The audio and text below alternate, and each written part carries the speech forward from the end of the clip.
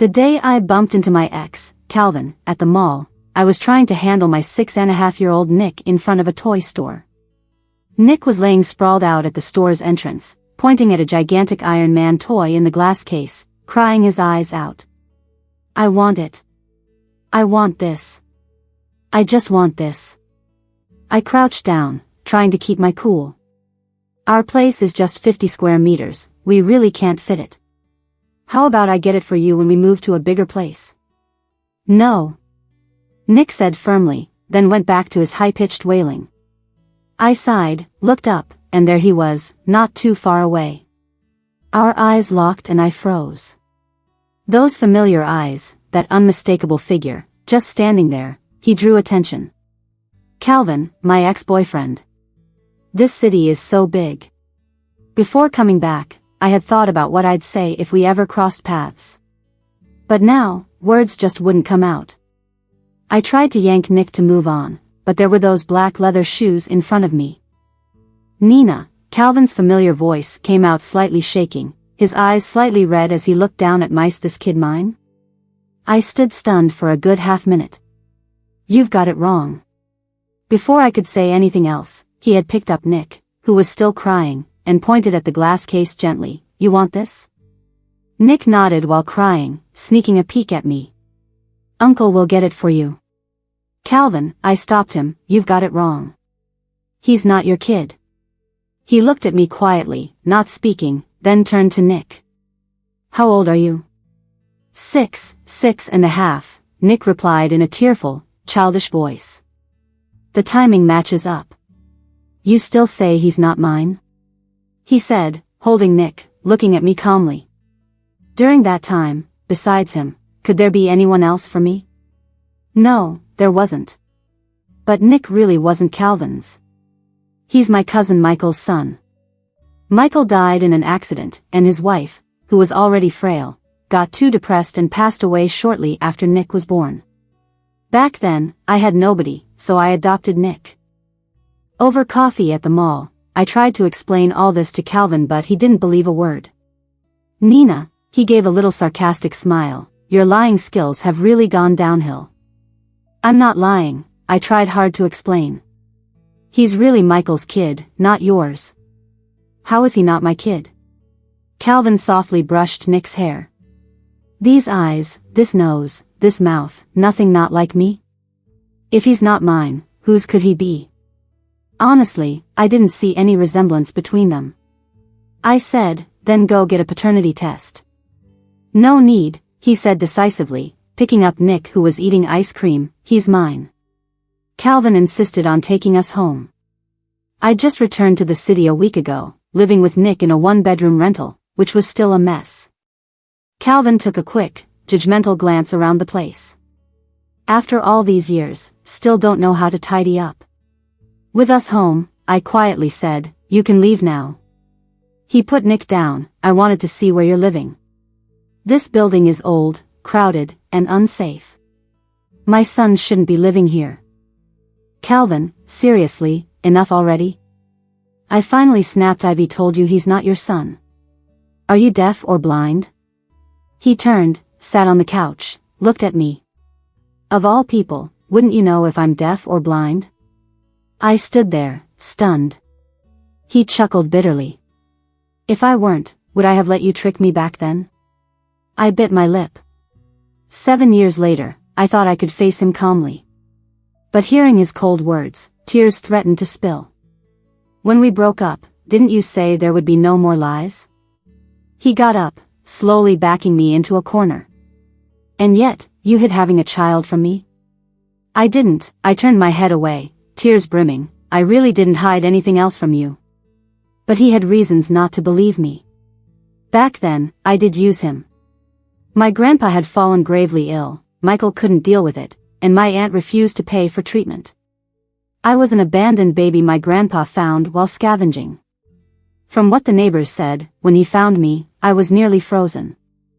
It was Grandpa who begged and borrowed to save my life. It took him 5 years to repay that debt. My life was Grandpa's gift, and I wanted to save him. But as a college student, no matter how hard I worked, it wasn't enough for the costly treatment. So, Calvin became my target. His family was wealthy. His father, chairman of the H Group. Calvin was already getting involved with the company business while in school. He had a girlfriend before me, an older student from our department. She left town after graduation, and they broke up. As Calvin's mom put it, I waited for the right moment, appearing as a substitute when he was at his most vulnerable. I went after Calvin, and being with him helped a lot.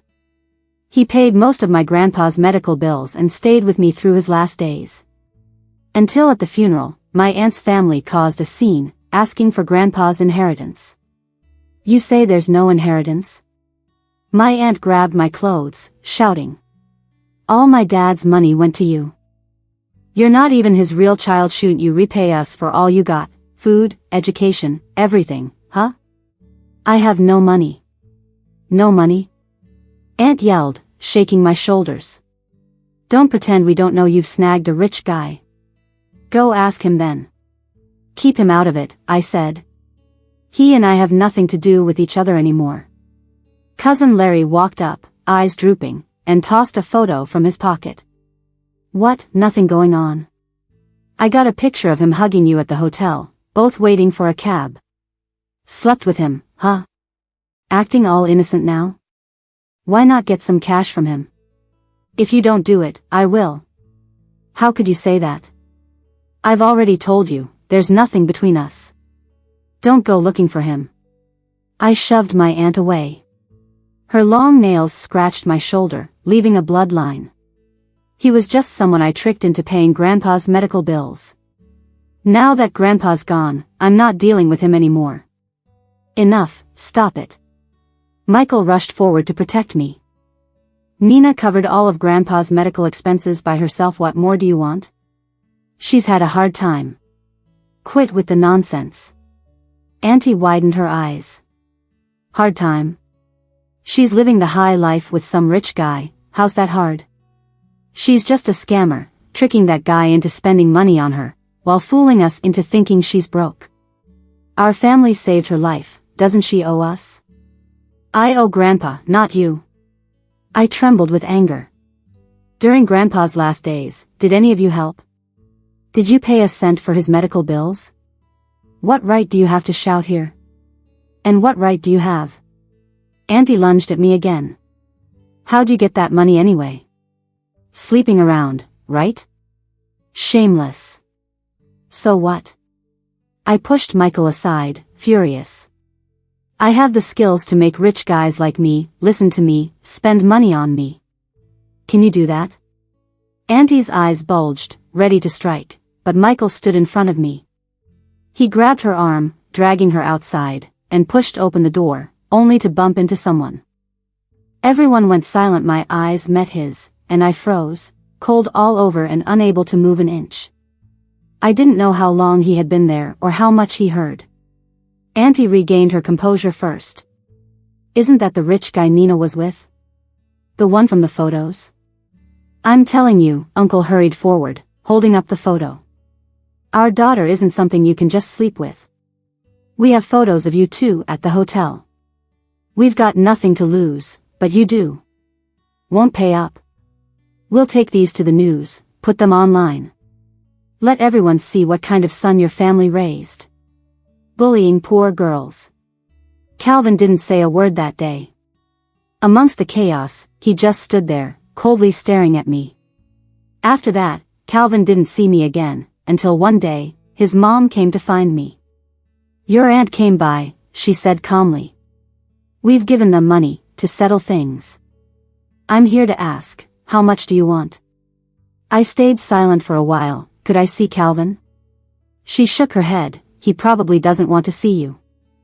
And Nina, we aren't prejudiced parents, we don't care about wealth, but we don't welcome a scheming daughter-in-law. Honestly, whether she came or not, I never hoped for a future with Calvin.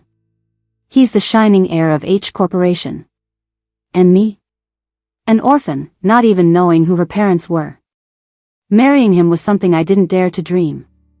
Even knowing there was no future, I couldn't help but fall for him, love him, trapping myself with no way out. I suppose, this was fate's biggest punishment for me. The day we officially broke up was a bright sunny day. I knew I didn't have the right to say anything. But if I didn't, I might never have the chance. I'm sorry. I took a step forward, eyes filled with tears. At first, I just wanted to find someone rich to help with Grandpa's bills. But I really fell for you.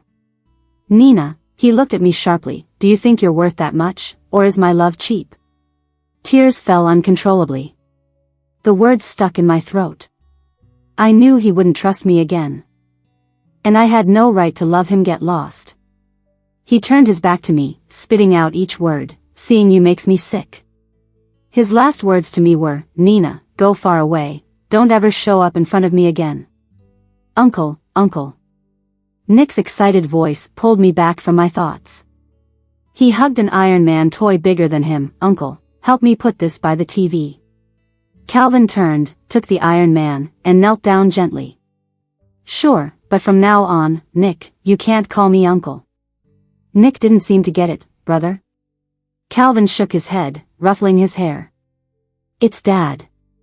Dad? Nick was confused. But Mom said Dad went far away and couldn't come back. Wasn't it fun there? Calvin's voice was gentle, so Dad came back to be with you and Mom. Nick looked at Calvin, then at me, and then at Iron Man. His little legs moved cautiously to my side. Raising Nick alone, I made sure to teach him all about safety. From a young age, he read a lot of safety books, especially on not trusting strangers who acted friendly and offered goodies. Judging by how he was acting, it finally dawned on him he was wary of Calvin. Mom? He tugged at my pants. Calvin, I suppressed the emotions from my memories, sighing, you don't have to. He stood up, cutting me off. It's okay if he can't accept it yet. We'll take things slow. We've got time. He turned and placed the Iron Man by the TV stand. Here. Nick blinked and nodded, yes, here. I saw Iron Man cards at the mall, a box this big, he gestured. Calvin grinned at him, let's go get some later, okay? All right. Well, being a 6.5-year-old kid, Nick jumped up excitedly when he heard it. But then he paused, thought for a moment, and looked down. But I can't go with you alone. Still had some sense in him. We have to bring my mom, too. Sure, Calvin chuckled. Of course, we'll bring your mom. He paused, then crouched down and asked Nick, what do you want for dinner? How about we eat at the mall later? Mom says, Nick hesitated, glancing at me, she's making bone broth for lunch, so we need to have noodles at home for dinner, Nick. I could barely hold it in and grabbed his hand. You have Iron Man cards. You can't go out tonight. But it's different. Nick started whining again, Uncle said this one is different. I don't have it. I don't have it. Calvin, I opened the door, hinting him to leave, you should go. Calvin didn't budge. I want the card. I want that card. Nick laid on the ground, wailing again. He's crying like this, and you want me to leave? Calvin went over and picked up the crying Nick. Is this how you've been raising him all these years? I felt a rise of anger. I wanted to say how I raise my child is none of his business. But seeing Nick, limply clinging to Calvin's shoulder, while Calvin gently wiped his nose and tears, made me pause. Nick never had a dad. I knew he was being unreasonable still, seeing this softened my heart. All right, stop crying, I finally said after shutting the door. We'll eat at home, and after eating, we'll go to the mall. Sitting at the table with Calvin to eat, I just felt a headache. I couldn't really understand how things got here, just a few hours after meeting him. Dinner was 2 leftover dishes and bone broth noodles from lunch. We quietly finished dinner, went to the mall, and bought the cards. You guys pack up tomorrow and move to my place, Calvin said after dropping Nick and me back home. How many times do I have to tell you? He's not your kid. He turned, looking at me quietly, do you think I should believe you? Our eyes met. His gaze was cold, filled with doubt and resentment. At this point, why would I lie to you? I turned away, wiping away tears at the corner of my eyes without a trace. I've said everything I can. If you don't believe me, there's nothing I can do. I'll transfer the money for the toys, but I'm not moving. Then I'll move in. I was taken aback. Calvin. This kid has missed out on a father's love all these years. You want him to miss out even more? He looked at me. Nina, this is for the kid, not for you. Don't be so selfish. With that, he left. Inside, Nick was excitedly playing with his cards. I watched him for a while, then went to tidy up the kitchen. The bowl of bone broth noodles was still full. I picked it up and dumped it in the trash. Calvin didn't touch it. Seeing the noodles probably disgusted him too much to eat. At night, after Nick fell asleep, I packed up all the clothes. It was well past midnight. Lying in bed, the neon lights seeped through the curtains and danced on the walls. I watched them and slowly drifted off to sleep. I had a dream. In it, a guy savored a bowl of bone broth noodles, smiling at me. This is delicious. When we graduate, you should move in with me and make it every day. I shook my head. No way, you'll get tired of it. He got up and came to my side, wrapping me in his arms. Even if I get tired of it, so what? If I do, I'll make fried rice for you, okay? You know how to fry rice? You can't even crack an egg. I can learn. What else do you like? I can learn it. But. He pinched my nose lightly. If I never get tired of it, you'll have to keep making it for me. Be my little chef, okay? Bossy, that's an unfair treaty. I laughed, trying to push his hand away. Suddenly, there was a loud bang, like something exploded around me. Everything and everyone around vanished into nothingness. I opened my eyes, waking from the dream. A thunderstorm had begun outside. Checking the clock, it was 3:30 a.m. I turned my head. Nick was splayed out asleep, his blanket a tangled mess. I tucked him back in but just couldn't fall back asleep. The next morning, after dropping Nick off and finalizing his transfer paperwork at the kindergarten, I went back to paint. It was hard to work full-time with a kid. I studied design, so over the years, I earned a living illustrating books. I had a pretty good working relationship with a publisher, so while the income wasn't the most stable, it was manageable. With careful planning, I could save up a little bit of money. As I thought about it, I decided to visit a medical center that afternoon to do a paternity test for Nick and me. If Calvin didn't want to do it, I would prove that Nick and I aren't biological mother and child. That way, Nick couldn't possibly be his kid either. He'd have to believe it then. Calvin came by that evening, bringing a mechanical toy set. Seeing the gift, Nick's eyes lit up. I went for a paternity test, I told Calvin at the door. The results will be out in a week. You don't trust me, but at least trust the report. You shouldn't come by until the results are out. I'll contact you. How do I know you didn't fake it? He handed the toy to Nick and patted his head. How can I trust the report isn't forged? I was shocked. How can you fake something like that? Why not? You were pretending the whole time you were with me. If you could fake that, why not a piece of paper? When I was with you, I didn't. Didn't what? He challenged. I bit my lip, lowering my head. Nothing. I took a deep breath. If you keep this up, I'll call the police. He didn't reply but crouched down to ask Nick, want Uncle to help you take apart the toy? Calvin. I pulled out my phone, I'm really calling the cops. He paused for a moment, chuckled, and ruffled Nick's hair before standing up to come towards me. I instinctively stepped back, and he walked straight inside the door. Wings have grown, he said softly. I was taken aback. Back then, you were all compliant and sweet as a cat. Now, after having a kid, you want to get rid of me, so you're calling the cops? No, it's just, I started to say, but my phone rang. Nina, there's a notice that our neighborhood needs to be sealed off for one night, said the lady with a particularly loud voice on the other end. In, no out. You just moved in and might not be in the chat, so I thought I'd let you know over the phone. What? I asked hurriedly. What about those who've already come in? Nothing you can do about that. If you have friends over, they'll just have to crash at your place tonight. Shouldn't be a big deal, they'll likely lift it tomorrow morning. I hung up, locked eyes with Calvin, and shrugged. It is what it is, he said, shrugging off his coat and waltzing into the living room. I guess I'm crashing here tonight. In this 50 square meter place, there's only one bedroom and a living room with a 1.8-meter bed. Kids can be so full of energy. Nick excitedly dragged Calvin around the house, introducing everything like a little tour guide. My mom and I sleep here, he said happily, pointing at the bed. So, Uncle, where are you going to sleep? Calvin paused and looked at me. Usually, Nick sleeps with me, but if I asked Calvin to take the couch, his 6 feet 1 inch frame probably wouldn't fit. Such luck to be stuck today of all days.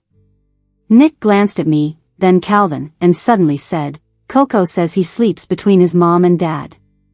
I don't have a dad, so I sleep with mom. But if Uncle's here, I'll sleep between Uncle and Mom. Kids say the darndest things, leaving both Calvin and me stunned.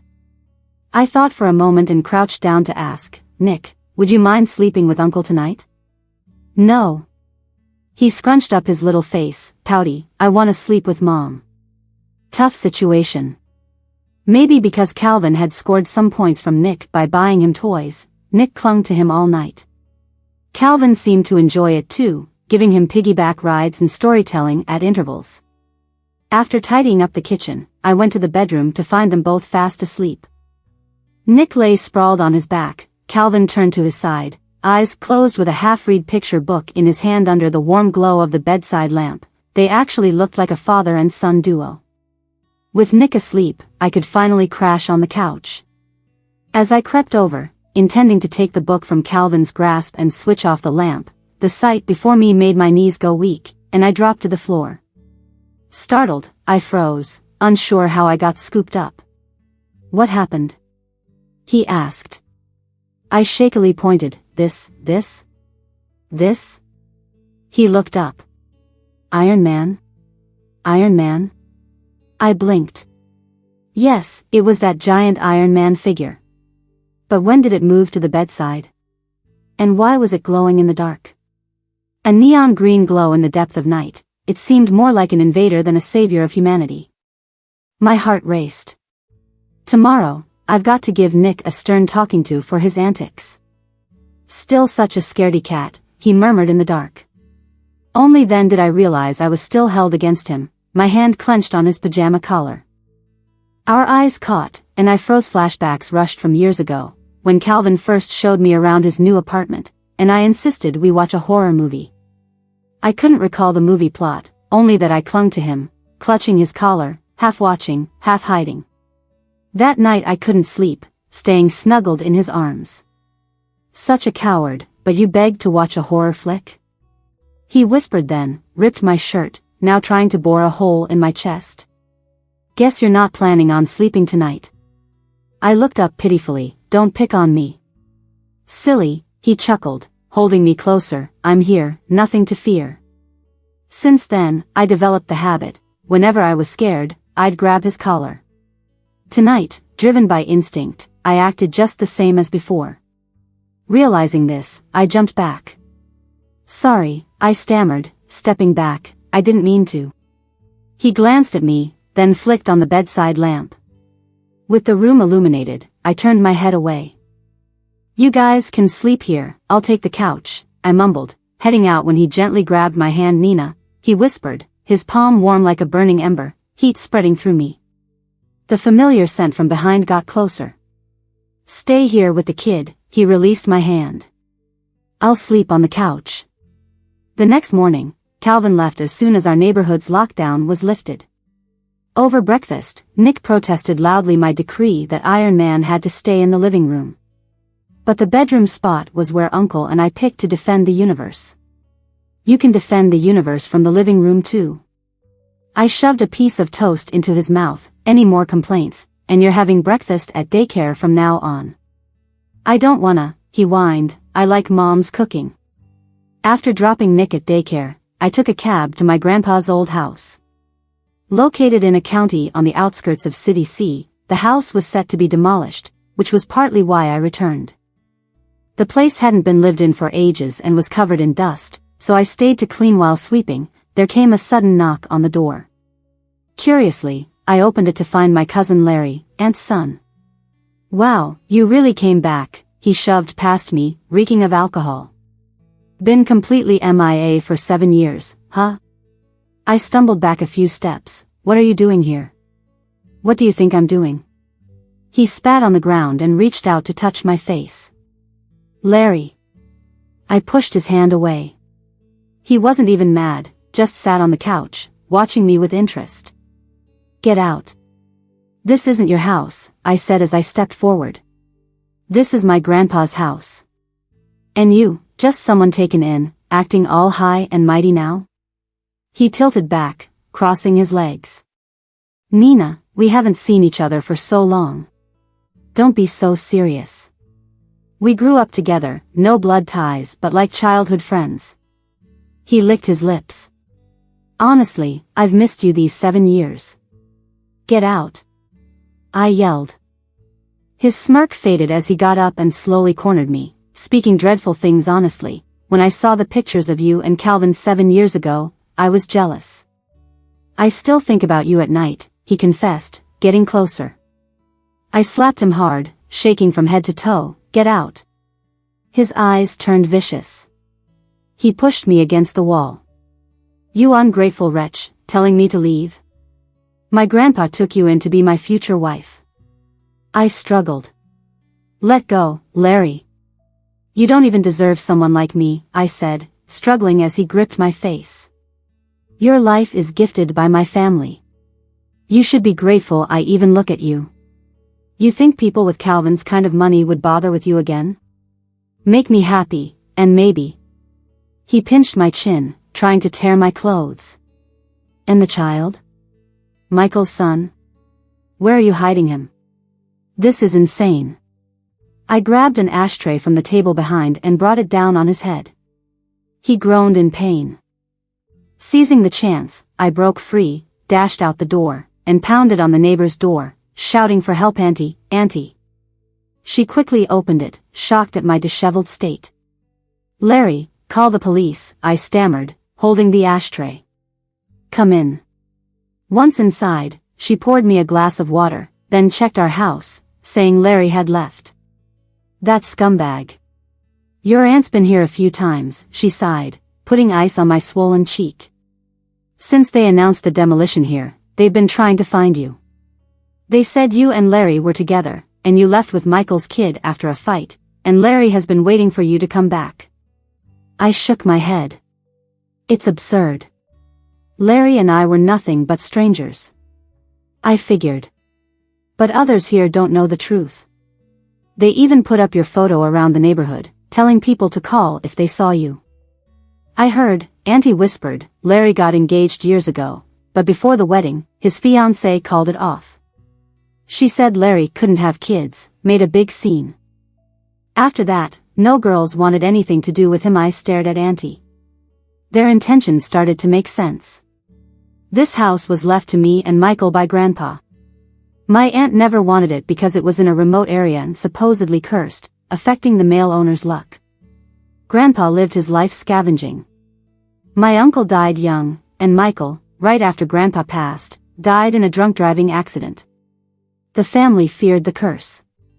Now, with the house about to be demolished, it could bring a good amount in compensation. My aunt wanted the money and wanted a compliant wife and son for Larry. Nick and I turned out to be the perfect choices. I called a locksmith to change the house locks. I talked to Nick's kindergarten teacher and arranged late pickup, grabbing him before 6:30 p.m. Nick's a picky eater and doesn't eat much at kindergarten, so I got us a couple of burgers on the way home. He was thrilled to have a rare chance at junk food. Exhausted, I just wanted to rest. But as luck would have it, there was a familiar face as we entered the complex. "Uncle." Nick waved excitedly. Calvin frowned at the food bag in my hand. "Why are you giving him that for dinner?" he asked, stopping a step away, eyes fixed on my face. I was busy, didn't cook, I said tiredly, lacking the energy to argue. What happened? He asked seriously. What? His sudden anger confused me. What happened to your face? He asked through gritted teeth. I stared at Calvin. Before I could answer, Nick chimed in, me. It was me. Nick? I looked down at him, puzzled. Nick pointed to a little bump on his face. A mosquito bit me. It itched, so I scratched it. Uncle, are you mad 'cause I look bad now? Calvin and I were both stunned. I was about to comfort the little guy when Calvin bent down, spoke gently, I'm not mad, just worried you'll get hurt. If it itches, ask a teacher to help you with some cream, don't scratch it. Scratching will really make it look worse. Nick nodded obediently. So he was really asking about Nick. I rubbed my forehead, feeling silly. What was I thinking? He thought Nick was his son, so of course, he was concerned. Why would he ask about me? You can take him up first, he said, no longer even looking at me. I'll get some cream. I sighed. Nick's bump was pea-sized and didn't need any cream. From my experience, it would be gone by morning. I thought it was unnecessary. The swelling's visible, can't you see it? What if it scars? He insisted, sounding upset again. Fine, let him be. Back home, Nick enjoyed his burger. I looked him over, saw no swelling. A man without parenting experience tends to overreact. Comically, Calvin came back not only with cream for mosquito bites but also with bags full of ointments for swelling and bruises. Imported, domestic, all kinds filled a large bag. Over the top. But he left the medicines and went without bringing up moving again. Fine by me. In a week, when he sees the paternity report, he probably won't come around anymore. That evening, I gave Nick a bath and read him a story. After he fell asleep, I headed to the bathroom and noticed my cheek where Larry had grabbed me was starting to bruise. As I moved my hand, I accidentally brushed against the bag of meds Calvin had bought. I took out a tube of ointment, stared at it for a while, then put it back.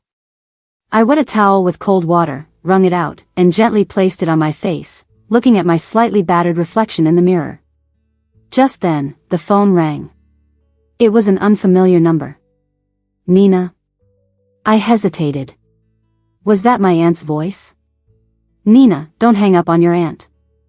I'm calling to apologize for what happened with Larry this afternoon. How did you get my number? There was a pause on the other end, then a chuckle. Didn't you leave your number with the staff since you're back in town for the paperwork? I let out a bitter laugh. Was he missing me, or was he more interested in the relocation money? You always say things so bluntly.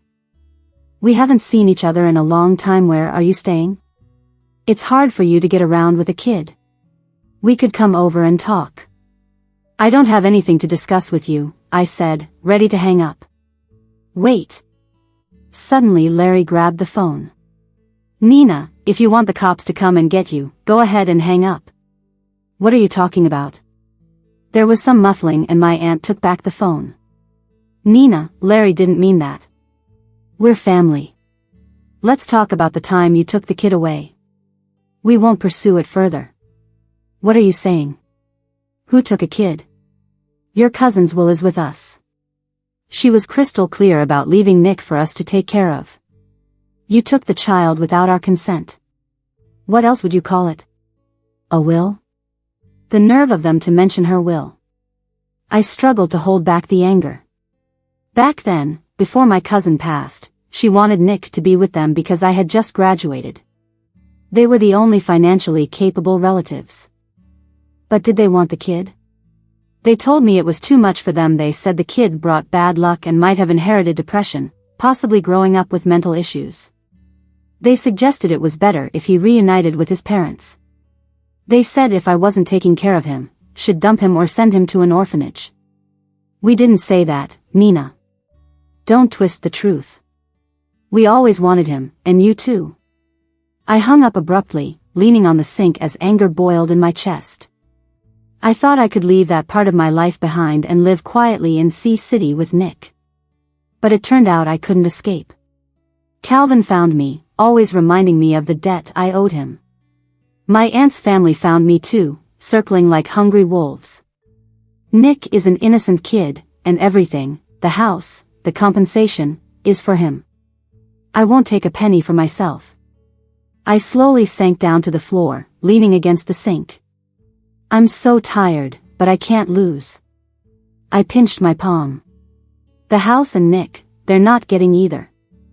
The money I've saved over the years is almost enough to pay Calvin back for my grandfather's medical bills. Maybe it's best to leave Sea City after settling everything. That way, I can sever all ties and never look back. My phone rang again, buzzing on the counter. I didn't pick it up. 10 seconds later, another call came through. I got up. It was my college roommate, Daisy. After 7 years without any contact with people from Sea City, I only reconnected with Daisy when I came back. I told Henry you were back, Daisy said. There's a class reunion in a couple of days, you should come. I hesitated. Nah, it's been too long. It'd be awkward. That's why you should go. Daisy sighed. As an old classmate who's raising a kid on your own, you never know when you might need help. It's good to see people. She had a point. Okay, I'll go. The day of the reunion, I left Nick at Daisy's place with her mom looking after him. Daisy had been married for 4 years and had a 2-year-old daughter. Nick was thrilled to meet his little sister, promising to behave. I thought it'd be an ordinary class gathering, but once I got there, I instantly noticed the most striking person at the table, Jenny. She was Calvin's girlfriend before me. With her wavy hair and light blue dress, she looked both sophisticated and mature. Just like in school, conversations gravitated toward her. Daisy whispered to me, I heard Jenny just came back to Sea City too. Look at the guys in our class gawking at her. Some things never change. Daisy's old boyfriend had a crush on Jenny, so she always held a bit of a grudge. I smiled. She's always been impressive. Tons of guys chased her back then. Still not sure why Calvin liked me after her. Maybe he was just heartbroken and wanted a quick distraction. After dinner, someone suggested karaoke. I didn't feel like going, but Daisy wasn't about to give up her night out. Nina, come on. If you go, I can go too. Is it easy for a married mom to get out? I haven't sung in ages. My mom's gonna take good care of Nick, don't worry. She clutched my hand, pleading. At the karaoke place, we took the largest room. Some were singing while others chatted. I went to the buffet area to grab some fruit, when I heard someone call my name. It was Jenny. Nina, it's been so many years, yet you look exactly the same. She came over smiling. I couldn't even say hi earlier, there were just too many people. I gave a polite smile back. We made small talk for a bit, but then she suddenly switched gears. I heard that after I left, you and Calvin had a thing for a while. I paused with my cup in hand. Calvin, huh? She elegantly picked up a piece of watermelon, her lips curling a bit. A pretty decent boyfriend, right? It's all in the past, I said softly, can't really remember much. Well, seems like your memory isn't as good as mine, she laughed, stepping closer. I heard you were the one who chased after him. How did you two end things? Did he dump you? I stayed quiet, not really in the mood to keep this conversation going, when I heard a voice not far off, laughing. Jenny, been looking all over for you. Jenny set her plate down, smiling brightly at Henry. Henry walked over, leaning against the table with a smile. Everyone's catching up inside, can't miss out on you, the VIP. Someone was even guessing you came back to Sea City for some big news. Jenny's lips twitched, flipping her big curls. I wouldn't come back without a reason. She paused, saying softly, there's a regret I want to fix, so here I am. After that, she smiled at us and went back with her plate of fruit. Jenny's been abroad for a few years, doesn't seem to know how to soften her words anymore. Henry watched her walk away. Don't mind her. I knew he'd heard the convo earlier. No worries. Too many people inside, it's a mess. He smiled and served me some fruit. Actually kinda wanna hang out here a bit longer. At 10 p.m., the gathering wrapped up. Daisy got a call saying Nick was already asleep at her place. The kid's asleep, don't bother picking him up tonight, it's late. Me and my husband can take you home, you can come get him in the morning. I shook my head, about to say I'd just catch a cab, then I saw Henry drive up, rolling down the window and asking, "How are you guys getting home?" Daisy looked at me, then at Henry, suddenly pulling me in front of his car, cheerily saying, "My husband's on his way, Nina's alone, could you drop her off if it's on your way?" Daisy, I quickly pulled her aside, telling Henry, "No need, I'll just head home myself." "It's too late for you to be out alone." Henry cut the engine and got out, opening the passenger door for me. Daisy gave me a push, pretty much shoving me into the car. I gave her a speechless look, but she just winked at me. "We're trusting you with Nina." "Don't worry," Henry smiled, "I'll make sure she gets home safe." My place isn't far from the KTV. 15 minutes later, we were at my building's entrance. I undid my seatbelt and thanked Henry. "No security in your complex? Let me walk you in." He looked around. I shook my head, "Really, it's fine, you should head back." With that, I hurried out. But only after a couple steps, he grabbed my arm gently, slightly out of breath, looking at me with a bit of exasperation. "You're still just as fast as ever." I was a bit taken aback. "Seeing you today brought back a ton of good old club memories." He smiled, "Remember that time you lent me an umbrella? You just handed it over and dashed off into the rain. We were such goofballs back then, now you're making fun of me?" He looked at me, stepping closer. "Nina, I heard from Daisy about your situation. Taking care of a relative's kid all by yourself, that's tough." I smiled, "I'm used to it, really, it's okay." I took a small step back. "It's late, better get home." "Nina." He stepped forward, gently holding my arm. "Let me finish. After that summer, I really was planning to confess to you." His voice was a bit pained, "But I totally regret not staying at school that summer, going off to volunteer instead." I stared blankly at him, realizing he was about to share something. I quickly interrupted, "Thanks, but I'm good with my life now, no need to worry about me." "See, I haven't even finished, and you're already shutting me down," he said with a wry smile. "I've dated a few girls these past years, but nothing worked out." He had a hint of melancholy in his tone. "The years you weren't around, I'd think back to those club days together." I hesitated, smiling. "Those were some sweet college memories. Now you're successful, someone like you deserves someone like Jenny. My thoughts are elsewhere, mostly on raising the child, it's just not right." He shook his head. "I never liked girls like Jenny, and I don't care if you're raising a kid." He looked at me intently, word by word. "Nina, meeting you again is fate. I missed the chance last time, but now, if you're single, I'd like another shot. Don't rush to turn me down." This time, he interrupted me. "Just take some time to think it over before giving me an answer, okay?" I gently bit my lip. He moved a step closer. "Nina, I'm not that foolish kid from back then. At this age, I don't want games, I just want to say it straight.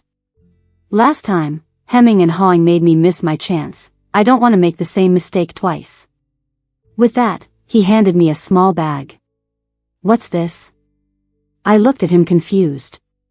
He smiled. "You turned me down a bunch tonight, but you can't reject this." He pointed at my cheek. "You've got a bruise here, noticed it earlier. Did you bump into something?" I picked this ointment up during my break in the singing. "It's an old brand, really effective."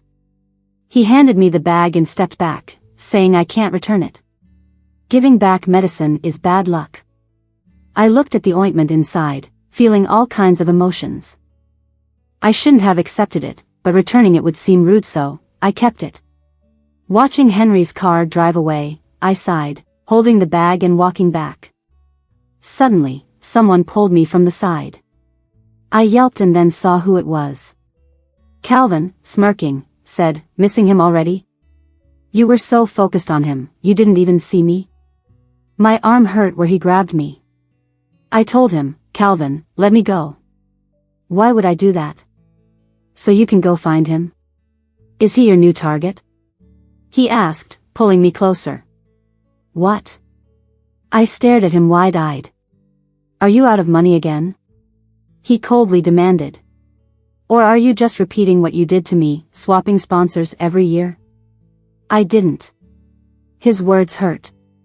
I struggled to break free, but he held tight. Didn't you? He insisted. Then what's in the bag? What does it matter to you? I snapped back. What does it matter to me? Calvin's eyes burned with anger. It's late. Where's the kid? You're out with your date instead? It's none of your business, I retorted with tears in my eyes.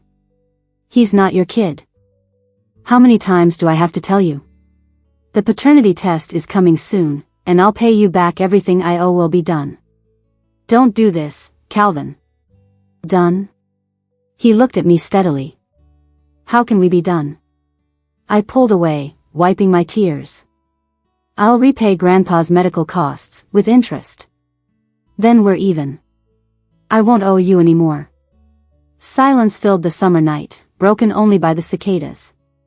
Suddenly, he laughed. Nina, all you owe me is money? Did you ever love me? He asked, his gaze relentless. How could I not have loved him? I loved him so much. Even after 7 years, I still dream about our time together. It was the happiest year of my life. But what's the point in saying it now? I told him back then how much I loved him. I begged him. And what did I get? A harsh get lost, and never come back. He still hates me, doesn't believe me. Saying it now changes nothing. It'd just be embarrassing for me. I don't love you, I said, enunciating each word. You're right, Calvin. I used you. Our relationship was about money.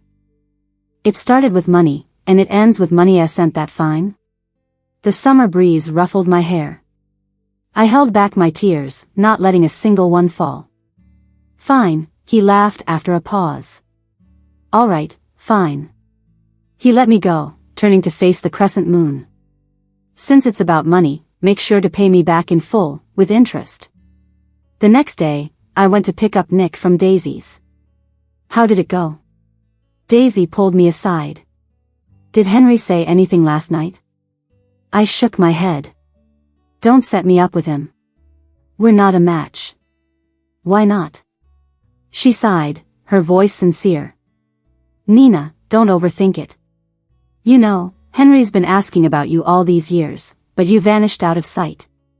7 years, who still waits that long? I have a child, I told her, shaking my head. And all kinds of trouble at home. He's doing well, he doesn't need my mess, just like back then. Like Calvin, she mentioned. Enough about the past. We thought you'd end up with Henry. Just a summer break, and you were with Calvin. You're not still hung up on Calvin, are you? She asked. I froze. You can't still be thinking about him, right?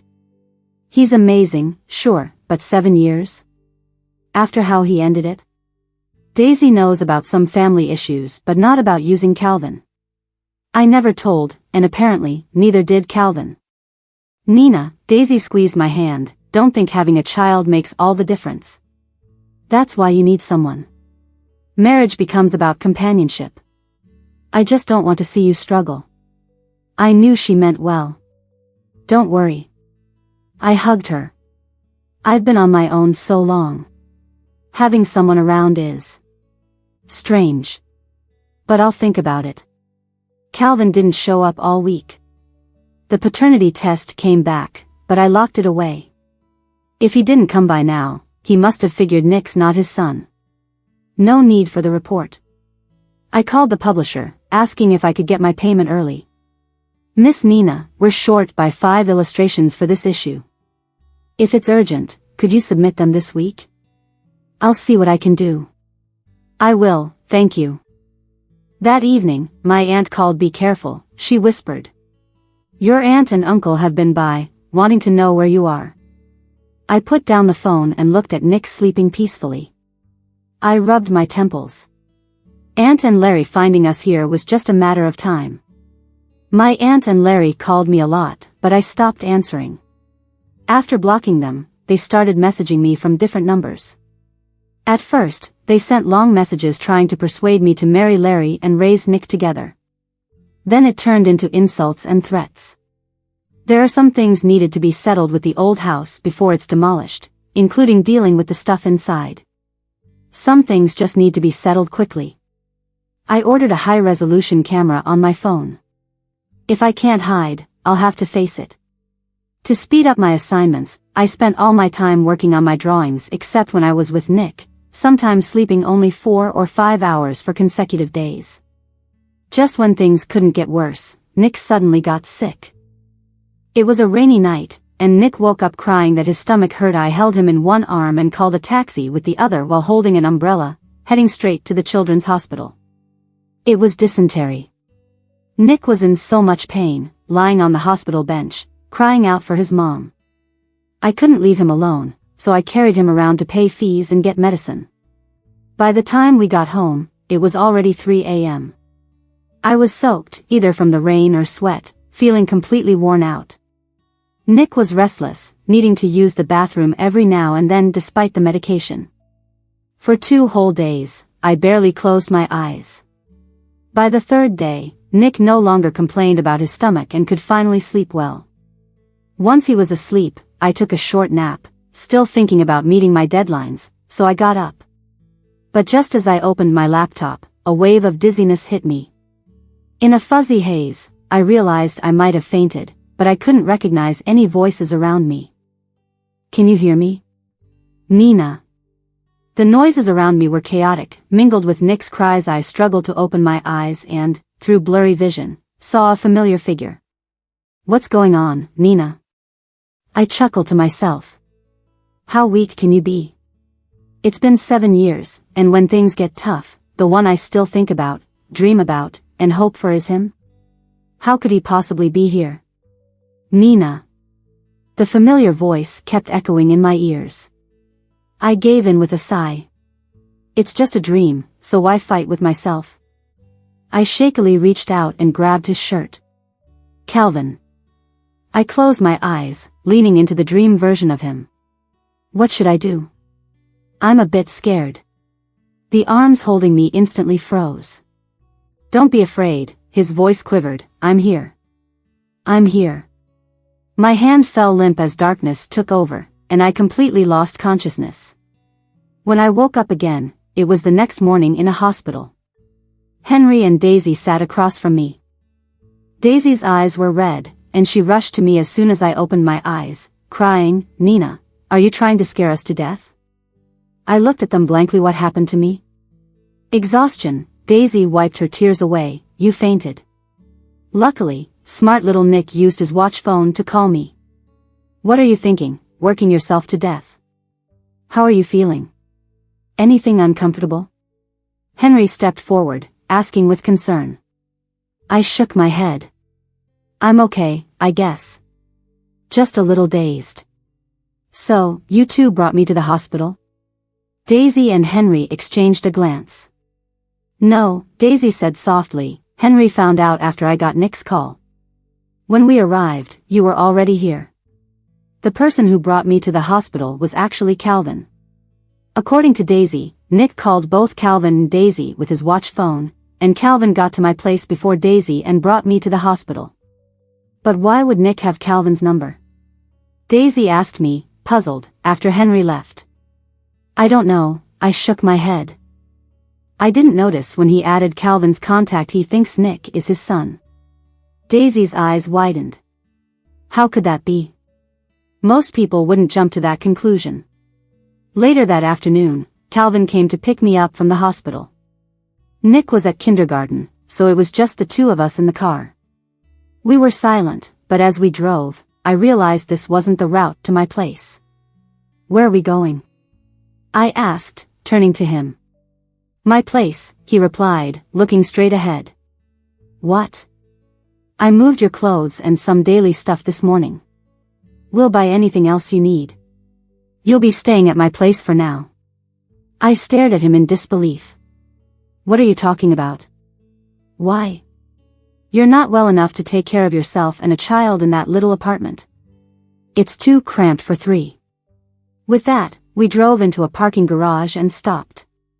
I'm not going, I said, staying put in the car. I want to go home. He was silent for a moment. Then, he got out, walked around, and opened the passenger door. Do you want me to carry you up, or will you get out on your own? Calvin. Without another word, he picked me up and headed for the elevator. Put me down.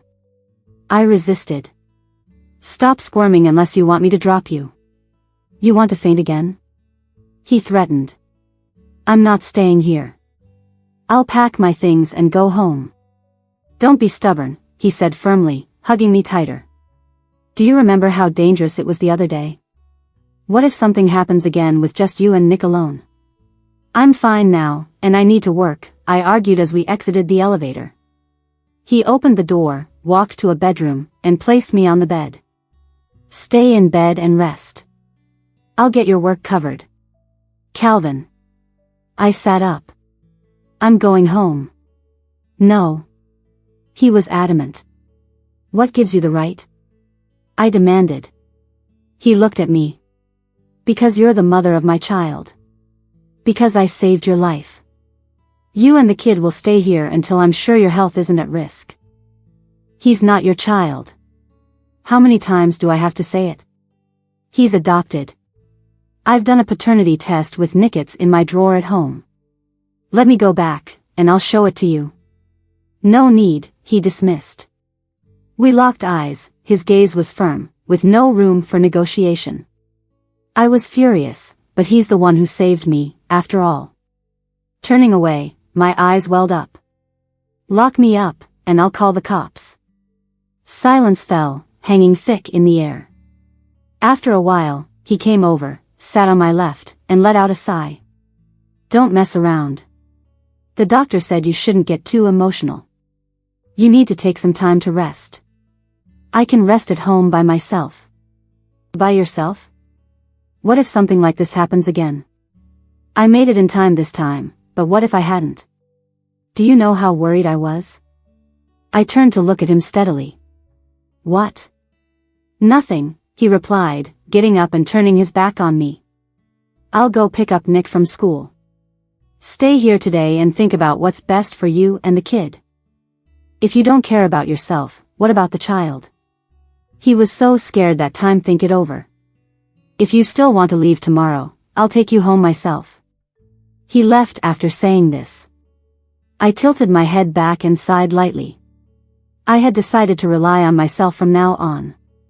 The debt from 7 years ago isn't even paid off, and now I owe him a new favor. I got up and walked into the living room. I had been to this apartment 7 years ago. The setup inside hadn't changed, everything was where I used to be familiar with. I walked sluggishly to the dining room to pour some water, but immediately noticed the painting on the wall. It was a painting Calvin had bought when we were together. The painting showed a brilliant starry sky, with some English words written in a flowery script at the top. You are thousands of stars in my dream.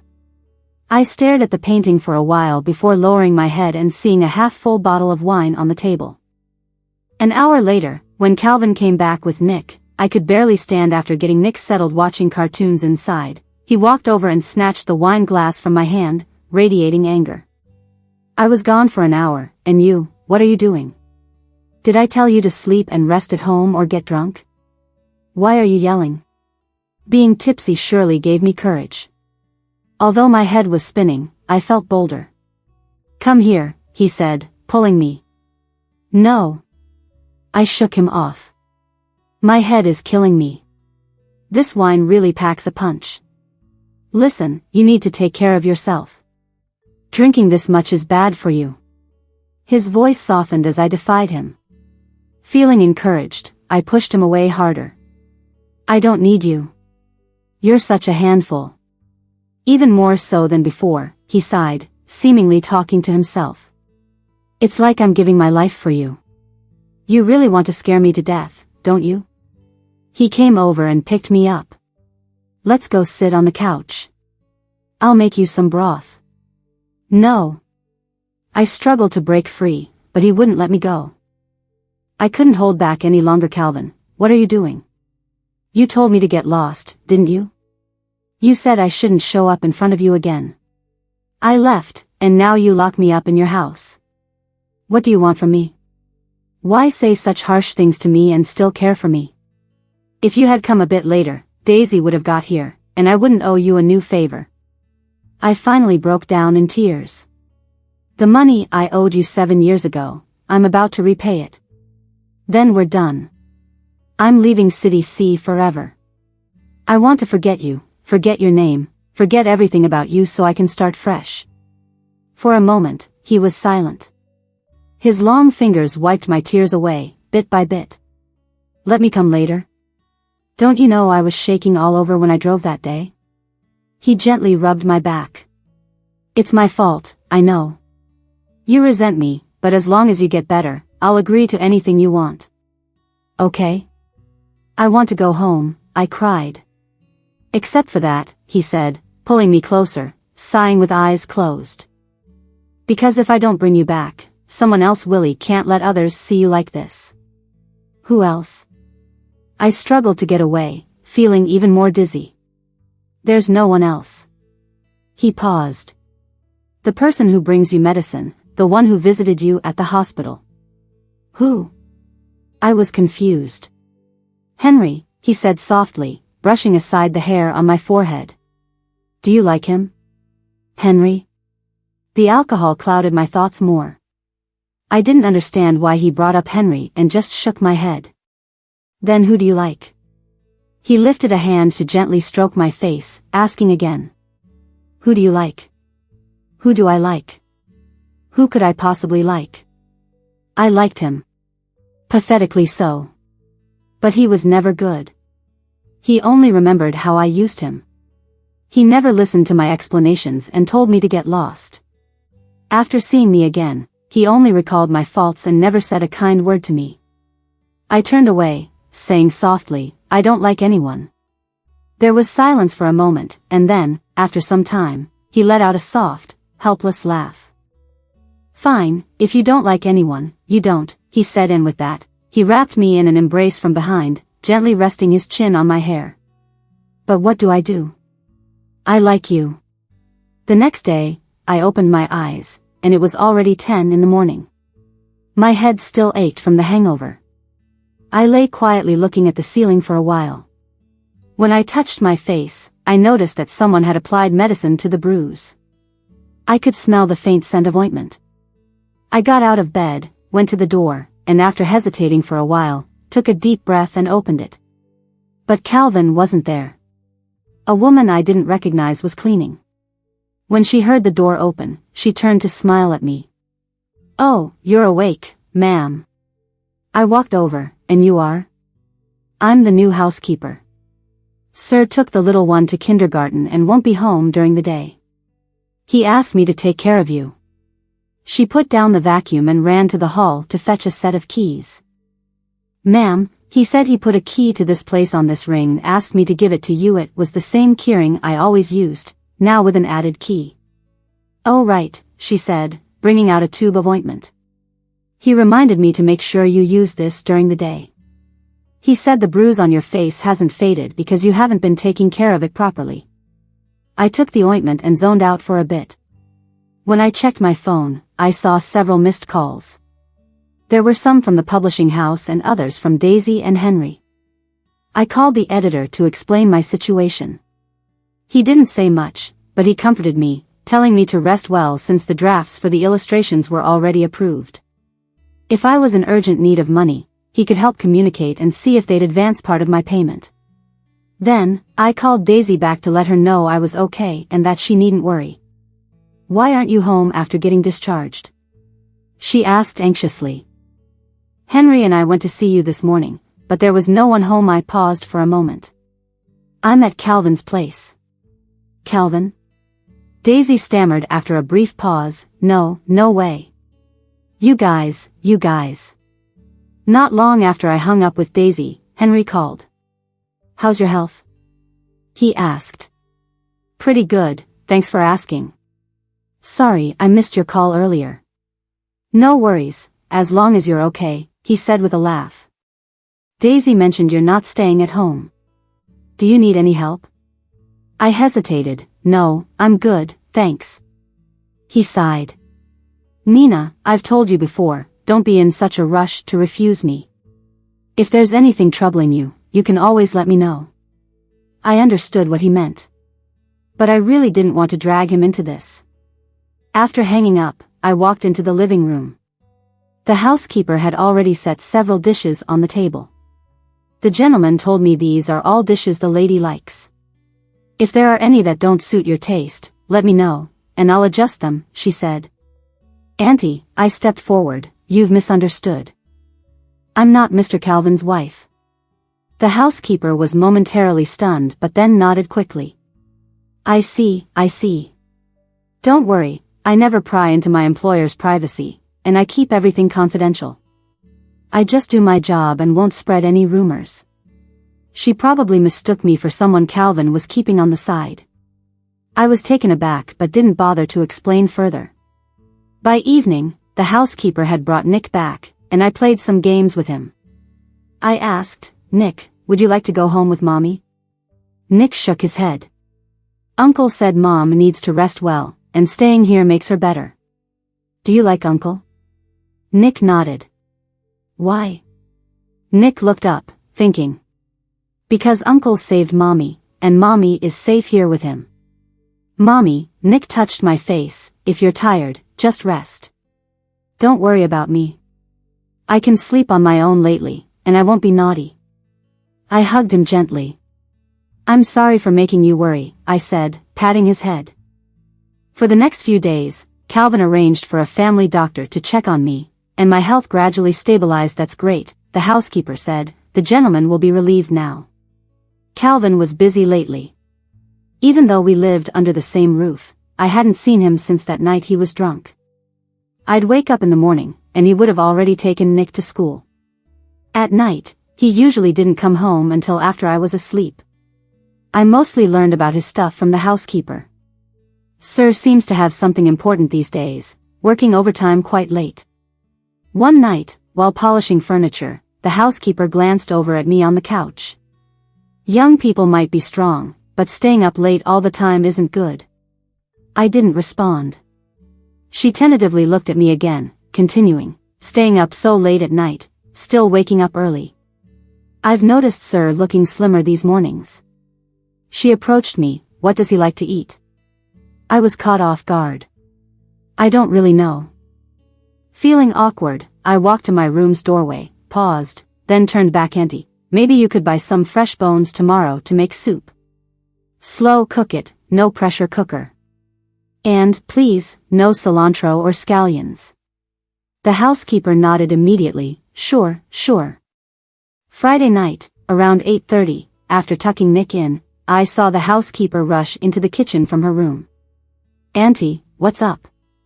She turned. Sir said he'd be back soon. He hasn't eaten because he's been in meetings all night. I need to make him some noodles. You can't keep eating irregularly like this, it's bad for the stomach. I hesitated, stepping forward to take the apron from her. Let me do it. I tied it on. All right then, don't overwork yourself. I'll assist you. After the noodles were ready, Calvin hadn't returned yet. I covered the bowl on the table and headed towards the bedroom. Auntie hurriedly said, Sir should be back in about 5 minutes. I'll go to sleep now.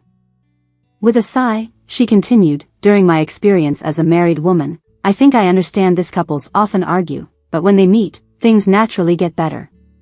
It's not good to keep avoiding each other. I shook my head. Thank you, Auntie, but as I mentioned before, we're not a couple. But? If he doesn't like the noodles, please cook him something else, I said and went back to my room. I leaned against the door, staring into space. I wasn't sure how much time had passed before I heard the door outside click. I closed my eyes briefly and returned to bed. The next day, breakfast surprised me, a bowl of seafood fried rice. Did you make this? No, Auntie laughed as she approached. Sir made it. Sir went to the early morning market for fresh prawns himself, didn't even let me go. He cleaned each shrimp himself and made this special dish for you. To make it, Sir got up an hour and a half earlier than usual.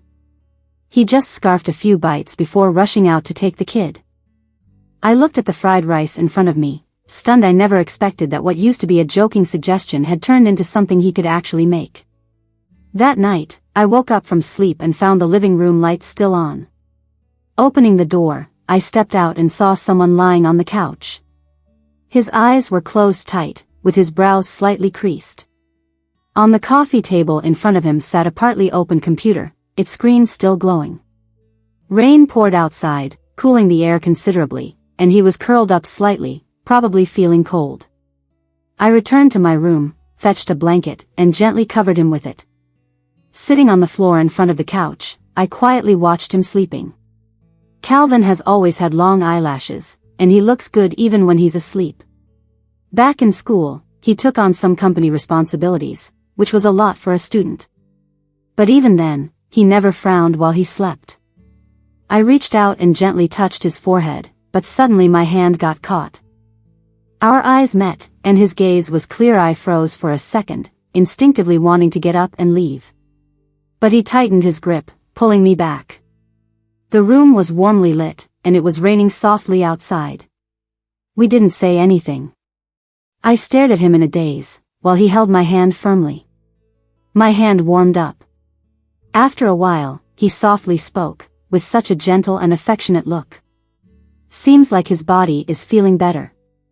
In that instant, a part of my heart that I had been holding onto suddenly collapsed. My eyes started to sting. Just as I was about to speak, a loud rumbling thunder roared outside. From the small bedroom, there was noise. Nick ran out barefoot with his Iron Man toy, yelling, "Mom! Mom!" That thunder was so loud. I quickly tried to get up, but Calvin was faster. He got up and picked up Nick. "Are you scared, Nick?" he asked softly.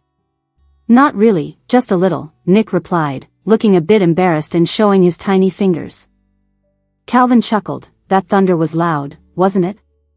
How about this, I'll stay with you and tell you a story, okay?" Nick looked at me. "Is Mom coming too?" I paused, then nodded. "Mom will stay with Nick too." Nick went back to bed. "Which story are you going to tell, Uncle?" Calvin thought for a bit. "How about a new one you haven't heard?" So, thunder and lightning are friends. Sometimes, when lightning flashes, it might get hurt. So thunder roars to warn it. He looked up and met my eyes. "If something happens, you can tell me. Don't pretend to be tough."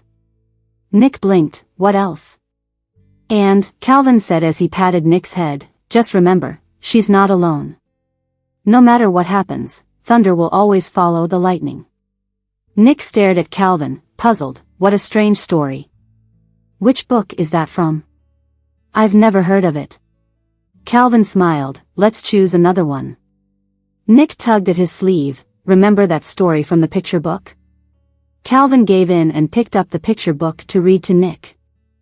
One person telling the story, two listening, holding Nick's little hand and listening to the familiar voice. I slowly drifted into sleep. The next morning, when I woke up, Calvin was already gone. The housekeeper approached me quickly. "It's Saturday, and Sir still has to work. He's really busy." After lunch, my phone rang. It was the property office of my rental complex. "Miss Nina, right? There are 3 people here claiming to be your relatives from your aunt's side. They're asking us to let them into your place. Since we don't have a key, they insisted we call you."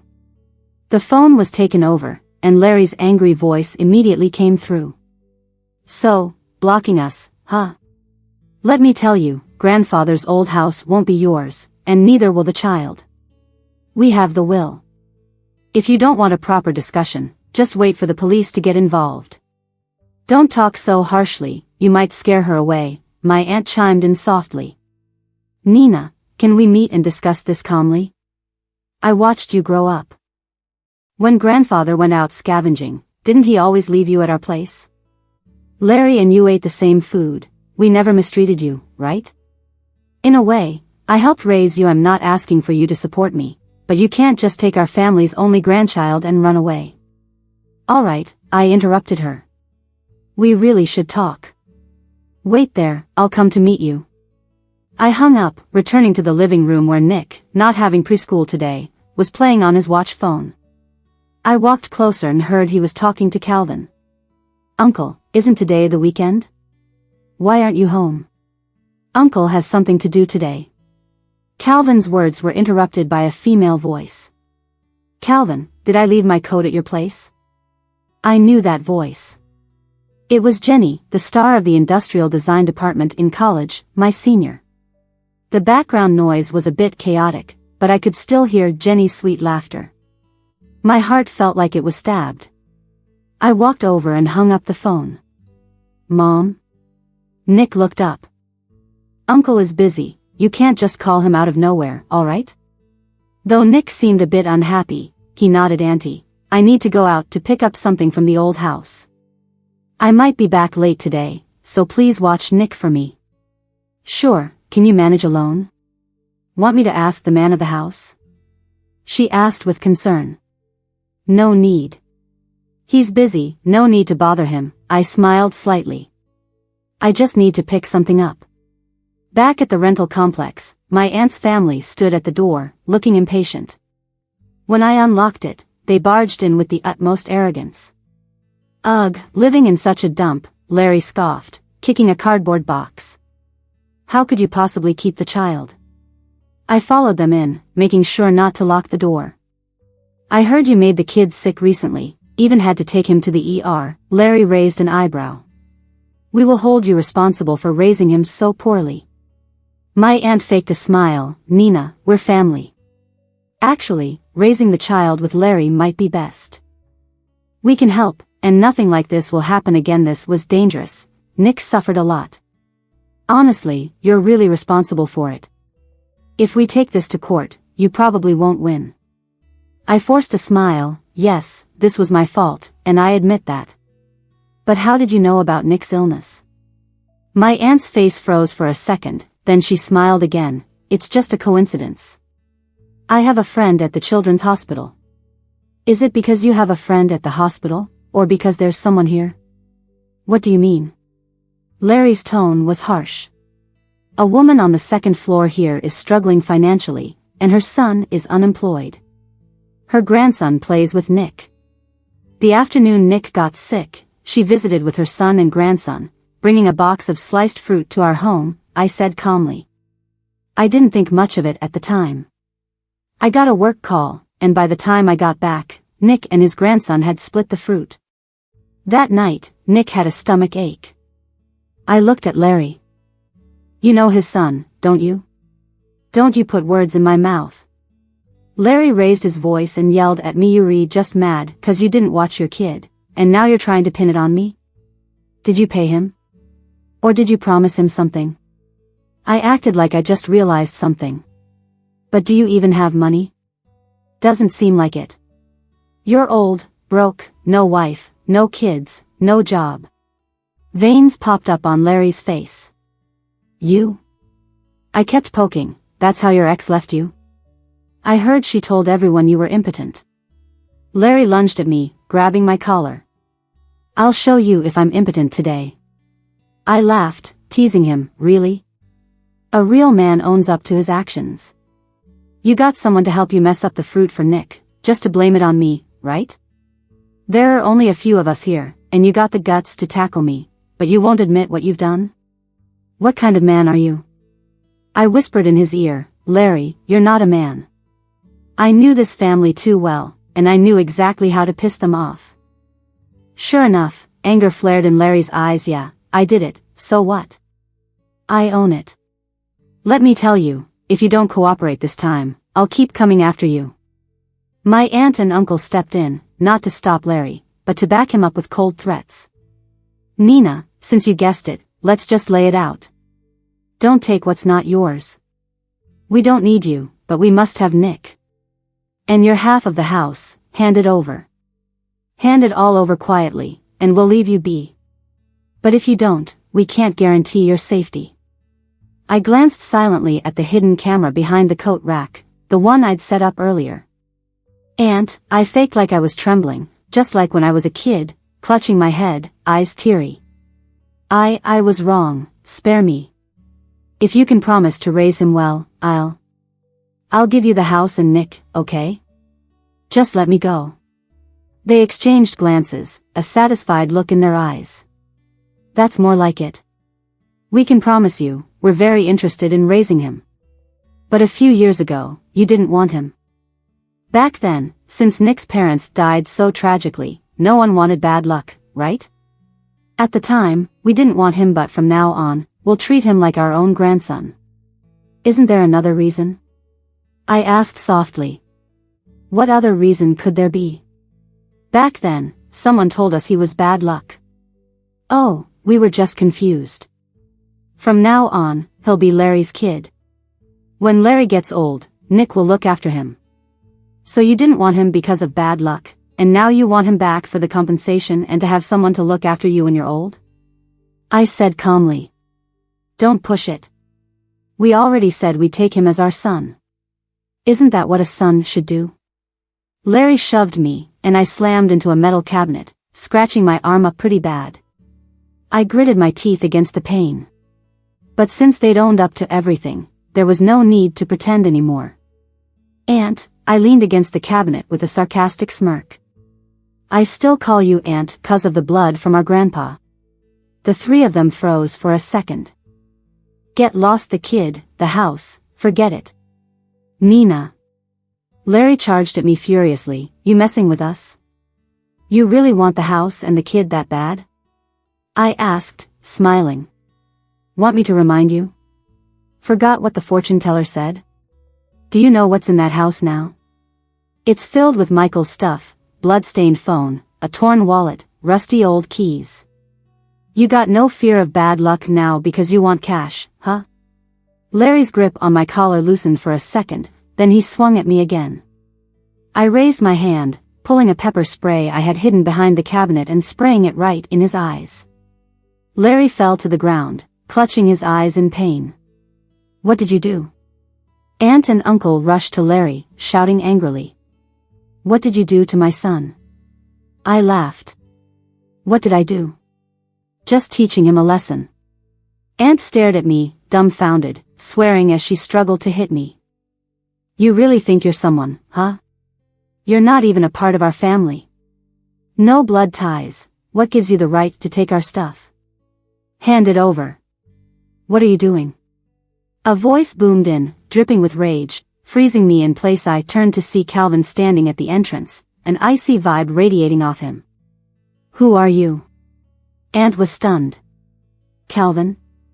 I frowned. "What's he doing here?" "Touch her one more time and see what happens." He stepped forward, pushing Aunt aside, shielding me with his arms, his eyes burning with fury. "Help. Someone's bullying us, hitting us." Aunt collapsed to the floor, crying out loud. I looked at her coldly. "Aunt, this is my house. Cry all you want." "I don't care," I said, "but when I post this video online, that's when you should really cry." What did you say?" I pulled up a cold smile. "Aunt, you didn't think I'd just quietly let you scare me like when I was a kid, did you? You threw away the kid back then, and the house you thought was bad luck. Why should I give you anything now that the kid's grown and the house is worth money?" I gently pushed Calvin away and took a few steps forward, staring coldly at the three people on the ground. "Have you ever gone to pay respects to Michael at the place where it all happened? Did you read every word of that last letter from my sister-in-law? Have you ever held a premature baby and cried in fear at the funeral home?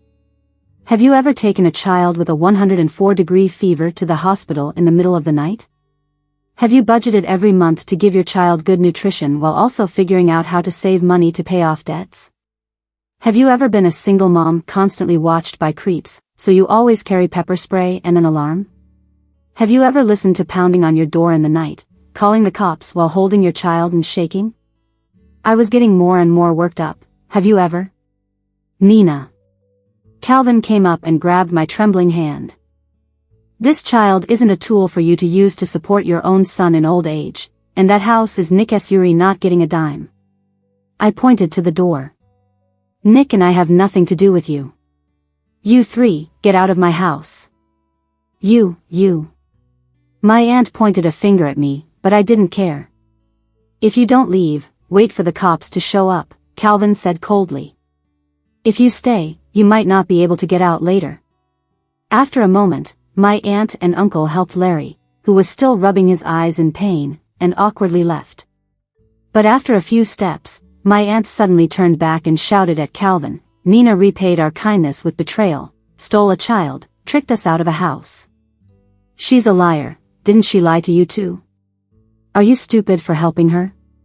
Calvin sneered, if she's a liar, then what are you? I paid for your father's medical expenses, so by that logic, you guys owe me a big sum. My aunt's face went pale. Whether she lied or stole, she gave your father a dignified send-off. She deserved that house. And you? Didn't you come to me back then with pictures in hand, looking for some gains? Or do you feel guilty, hoping I won't recall past events with you in detail? My payment records from back then are still traceable really, Nina is just Nick's foster mother. You should be the ones paying that debt. There's also that other debt, evidence of which I've kept. Doesn't extortion ring a bell with you? You're not being reasonable. My aunt's eyes widened. Calvin chuckled. Really? Tough luck for you then, because I've never been reasonable, and I have a penchant for keeping evidence. Want the house? First pay back what you owe me. Calvin held me close and said sternly, the child is the same. She's his mom, I'm his dad. Want the child? Fine, come to me. My aunt stared at Calvin, dumbfounded. If you trouble her or the boy again, don't blame me for being ruthless. I'm not like her, feeling indebted to you, always putting up with nonsense and forgetting what you deserve. My aunt and her family stumbled out. The house suddenly quieted down. Calvin silently closed the door and turned around, his gaze resting on the bruise on my arm, his anger all too clear. What were you thinking? He snapped. Facing them alone, remembering nothing of what they did to you? What if I hadn't shown up? How were you planning to handle it? If you hadn't come, I would have managed. I straightened up using the table. I know them better than you. They're just trying to scare me like before, wanting the child and the house. But they admitted just now that they had willingly given them up before. I smirked. They think I'm still that little girl who gets terrified with a few slaps. I opened the drawer. If pepper spray isn't enough, I have other tricks. I've been ready for a while, enough to deal with those three. Nina. He looked even angrier, grabbing my arm. Did everything we talked about last night mean nothing? Can't you just, he gritted his teeth, just rely on me a little? I paused. Why should I rely on you? I whispered, what are you to me? I turned and opened a drawer, handing him the paternity test report. What's this supposed to mean? He frowned. Nick isn't your child. This is the paternity report for me and him. I'm not related to him by blood. He didn't open it, just looked at me quietly. I know, he said. He knew. He actually knew. I laughed at myself. Of course, someone as smart as him wouldn't simply claim a child as his own. Calvin, if you're still holding a grudge for what happened 7 years ago, I can apologize again. You've seen it, these 7 years have been tough for me. I never forgot to repay you, but with Nick's parents gone, and I being an orphan myself, and with Grandpa gone, I really couldn't just leave him. Raising a child costs money, living costs money, and with my limited capacity, it's been hard to pay back all those debts quickly. But now I've saved enough, and I'll pay you back today. The publisher already gave me an advance.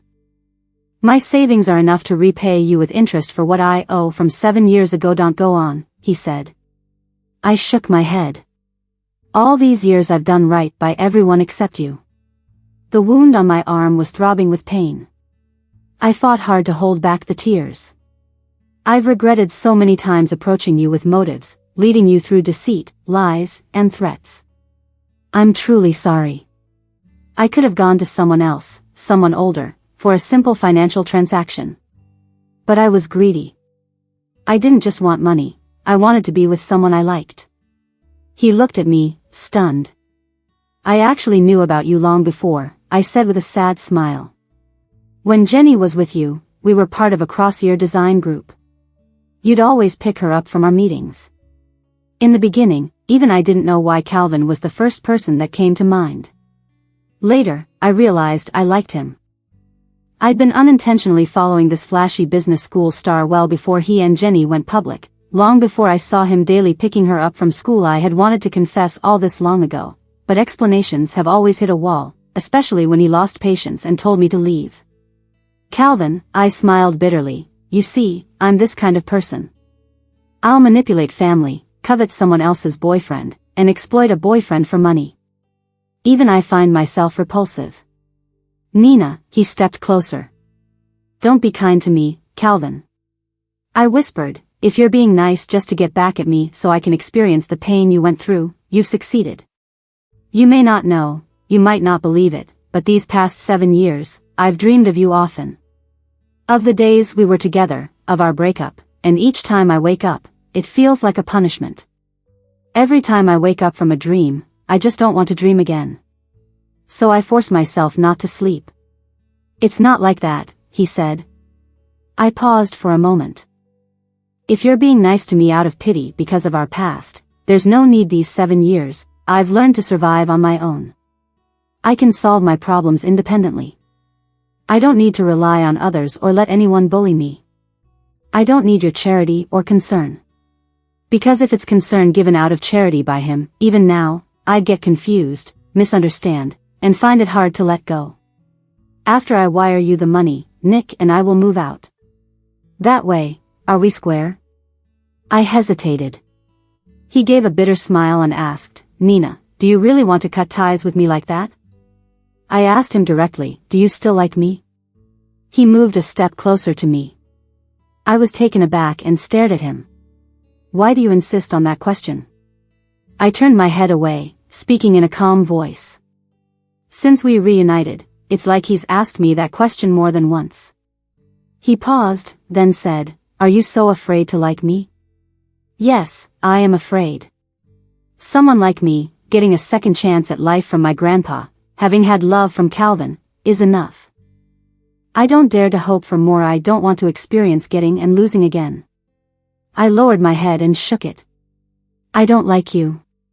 I don't like you, he sighed softly but then pivoted the topic. But then, why were you jealous of Jenny? What? I looked up, wide-eyed. Our eyes locked. He was calm, but I saw a hint of my panic reflected in his eyes. I wasn't. I turned my head away. Do you remember what you said when you were drunk? He asked calmly. When I was drunk? I was puzzled, looking at him. That day, you were drunk and said you liked me, missed me, and told me not to leave, he stated word by word. I stared at him in disbelief. No way, I didn't say that. I immediately objected. I clearly said it was. Said what? I bit my lip. What? Did you forget? He took a step closer. You should at least remember what I said, right? He paused. Even if you spoke falsehoods, I meant what I said.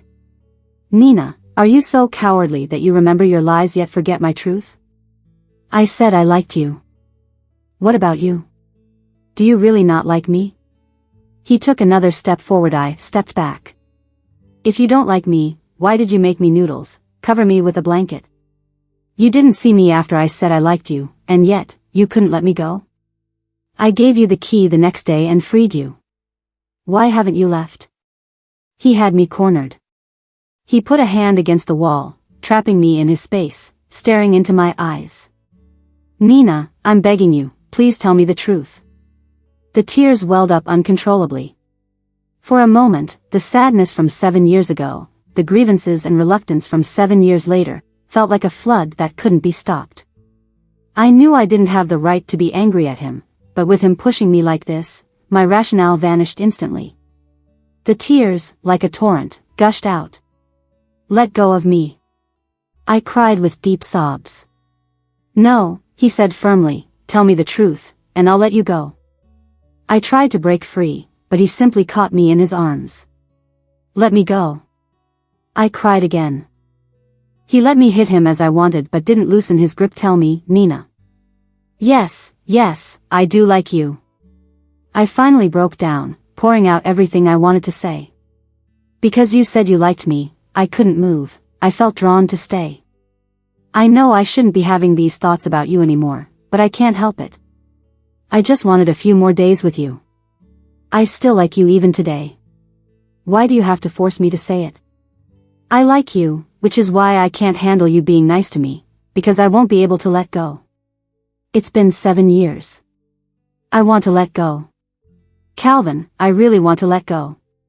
Please let me go. Let me go. The tears, bitter and salty, soaked into my lips, and my words were suddenly silenced by something gentle. In my head, everything blurred, as if time and space intertwined. It felt just like it had 7 years ago, familiar and intense, tender yet passionate. When the kiss ended, my whole body felt weak.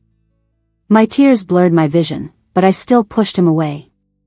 Let go of me, I cried. No, I can't, he held me tighter, like a stubborn child. Jenny is married, you misunderstood, he said softly. Do I seem like the type who can't get over an ex-girlfriend?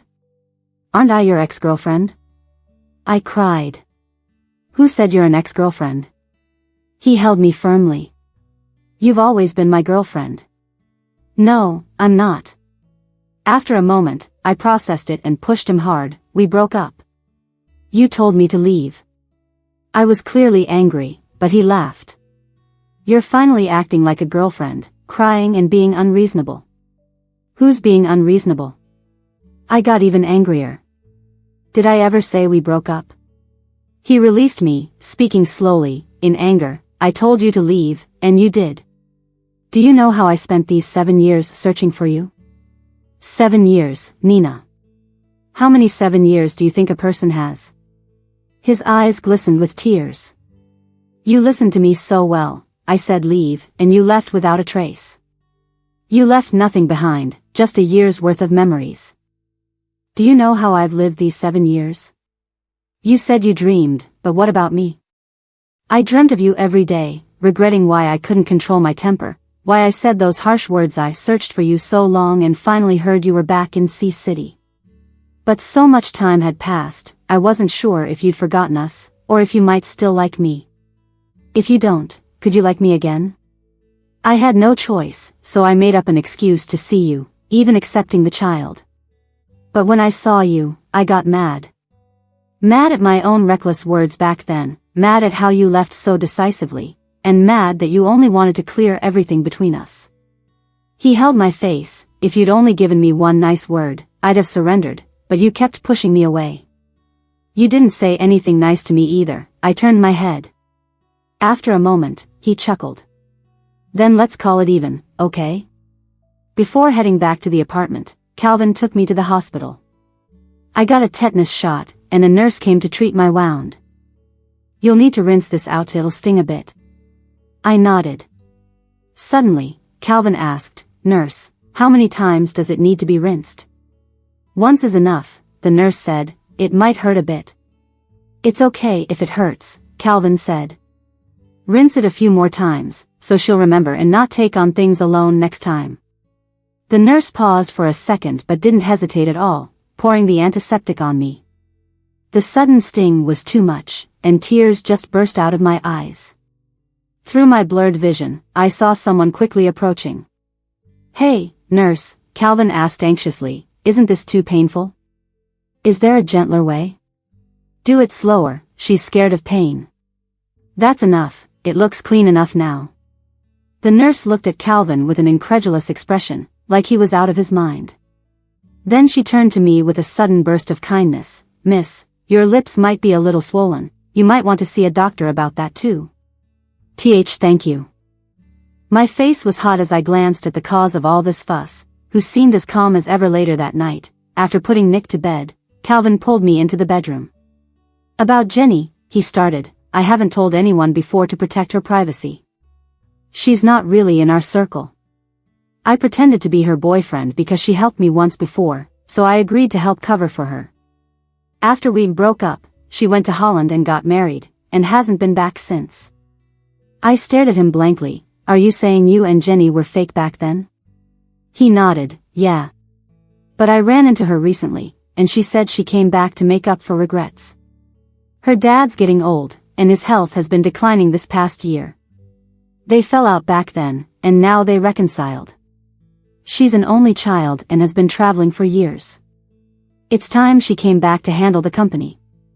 She's interning at my place to gain experience. Is that so? He smiled. Feel relieved now? Not jealous anymore? Who's jealous?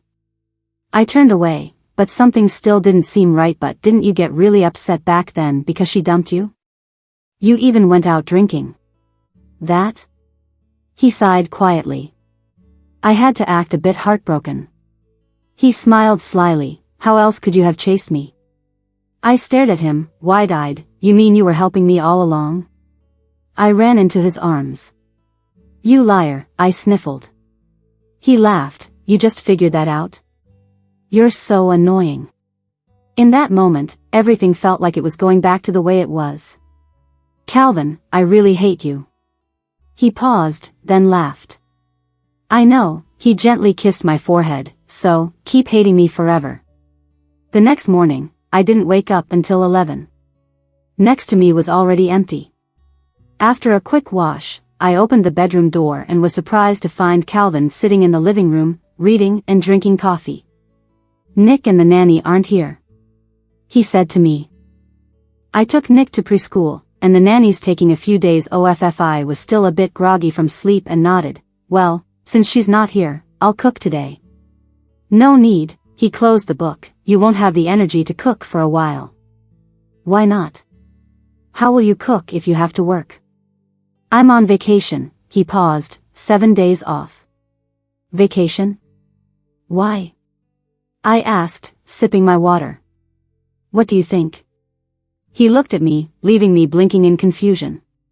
7 days to make up for 7 years, he softly reminded me. Didn't you agree yesterday? The water went down the wrong pipe and I coughed, feeling my face turn bright red. What, you want to back out? He glanced at my non-stop cough and calmly went back to reading. And no, I didn't, I stammered, trying to deny it. Really? He turned a page and picked up his phone. Calvin. I gasped. You didn't record it, did you? I knew you'd never admit it. He said calmly, setting the book aside and scrolling through his phone. You're not going to play it for me, are you? I won't listen. I ran over, attempting to grab his phone. He raised it over my head with one hand and pulled me into his lap with the other. Be honest. Admit you said it yesterday, and I'll give you the phone. Deal? My face flushed to my ears as his arm was just too long, and I couldn't reach the phone. Okay, I did, I whispered quietly. He smirked, tossing the phone onto the couch opposite. As I moved to get it, he pulled me back. Just kidding, I didn't actually record yesterday. I stared at him, dumbfounded, as he pulled me closer again. A sudden kiss landed on me, leaving my mind dizzy. I barely caught him whispering in my ear, I didn't record yesterday, but I just did. So, no backing out. Despite saying a 7-day break, Calvin ended up taking a full 10 days before returning to work. Nick had learned a lot of new words recently and secretly asked me, Mom, is Uncle out of a job? Do you know what being out of a job means, Nick? I patted his head. He thought for a moment, like, having nothing to do all day? Well, that did seem to fit Calvin. Lately that evening, while Calvin and Nick were playing board games, I got a call from the nanny back home. You might want to come and check, it seems like there was a break-in. A break-in? I've been hearing noises late at night for a few days. I thought it was just stray cats or dogs at first. But then last night, I saw a shadow climbing out of your courtyard. She lowered her voice. Honestly, it looked a bit like Larry. Larry? After that meeting, my aunt's family hadn't been in touch. If it's really Larry, what's he doing sneaking into an empty old house? What's up? Calvin asked, walking over. I told him about the call, and after thinking for a moment, he asked, is there anything valuable left at the old house? I shook my head, no. I took everything important when I left 7 years ago. And after Grandpa passed, my aunt's family already ransacked the place. There's really nothing left now. That's strange. Maybe it's not something valuable, Calvin pondered, but something important to him. If he started sneaking to the old house after our last meeting, like I mentioned that day. A light bulb went off in my head, and I grabbed Calvin suddenly. Could he be looking for things that Michael left behind? The next day, Calvin accompanied me back to the old family house. Sure enough, the house showed signs of being rummaged through. Whoever was looking for stuff was clearly in a rush and even accidentally broke a few glass water cups that had been on the table. After my cousin-in-law passed, I had put Michael's belongings in the wall cabinet. It's one of those wall cabinets only old houses have because there's a dilapidated screen in front of the wall. People usually can't tell it's there and think it's just a wall. I took the items out of the cabinet and started going through them with Calvin. Could it be this key? But if it's an important key, why didn't my cousin-in-law say anything at the time? Calvin picked up the old phone. Does this phone still work? Probably not, I replied, taking it from him. This phone seemed to have been thrown out of the car during the accident, and I found it much later in a distant patch of grass when I accompanied my cousin-in-law to commemorate Michael. I thought about getting it fixed, but it never happened. It couldn't be fixed back then, but now it might be different. Let me see if I can get it repaired. Calvin said thoughtfully. Maybe it holds some information. A week later, the phone was returned, fixed. To our surprise, there was a blurry long video in the gallery. Larry, the one making the video, was wearing white gloves, holding Michael's phone, and sitting in the driver's seat of a truck, clearly looking intoxicated. He was laughing with an equally drunk Michael. Let me drive for once, I've got my license now. No, Michael wobbled as he waved his hand. No, you shouldn't drive, especially since we've been drinking. The video was shaky, but you could still see Larry seemed to snatch the keys from Michael and drove off. He probably wanted to record his first time driving a truck, so he was holding the phone up to his face, taking selfies while driving. Look at me. First day, and driving so smoothly. Michael didn't respond, probably already passed out from being drunk. About 10 minutes later, a loud crash happened. What followed, I already knew. On a dark, deserted mountain road, the truck drove the wrong way and caused a massive pileup with 5 other vehicles, resulting in 3 deaths and 5 injuries. Michael died on the spot. But when they found the truck, Michael was the only one in the driver's seat. No sign of Larry. Back then, everyone blamed Michael, saying he was drinking and driving and caused the accident. My cousin-in-law couldn't take the shock, had a premature birth, and then developed depression during confinement, which led to her taking her own life. I still remember how my cousin-in-law would gently touch her pregnant belly and tell me, Michael said, if it's a boy, we'll name him Nick. He should grow up to be like you, Nina, and go to college. But in just 2 months, this family that once looked forward to a new life was destroyed. And the person truly responsible for the crash? It wasn't Michael but Larry. How awful, I trembled with rage. How could he hurt so many people and destroy so many families and still live without any guilt, still unrepentant to this day? He'll get what's coming to him, Calvin said sternly. No one can do something so terrible and get away with it. Calvin and I handed over the evidence to the police. Unbeknownst to us, Larry hadn't just been gambling over the years, he'd joined a fraud gang, working as a lackey for the local big shot. When we reported it, the local cops were already investigating him. 2 weeks later, when Larry got arrested, his mom laid down in front of the police car, crying and screaming, trying to stop them from taking him away. Then I heard she'd attempted to raise a ruckus at the police station entrance but ended up tripping on her way out. Both she and her husband fell down the stairs. Her husband broke a leg, and she became a vegetable. The hospital called me, asking if I was her niece, saying her husband told them if they couldn't afford the medical bills, they could ask me. Sorry, I have no blood relation with them, I told them, nor am I their niece. I hung up, turned back to Calvin. You think I'm too heartless for treating them like that? He shook his head and hugged me. They are not your family. Your family is Nick and me. On the day the old house was demolished, I took Nick and Calvin to the cemetery to pay respects to Grandpa, Michael, and his wife. Nick has 2 dads and 2 moms, Nick said. The parents here are asleep. Calvin picked him up.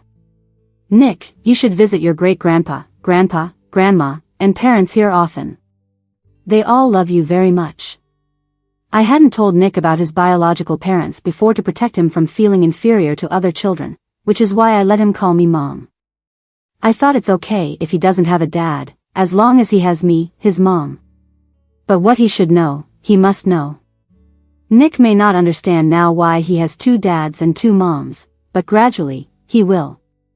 I don't want him to grow up without love, nor do I want him to forget people he shouldn't forget. After that, I continued working as an independent illustrator. Lewis, the chief editor I'd been collaborating with, knew I moved to Sea City and recommended me to the local publishing house staff. Coincidentally, they were planning to release a foreign bestseller series. The illustrations of the original book didn't fit the local aesthetic, so they wanted new illustrations for the domestic version.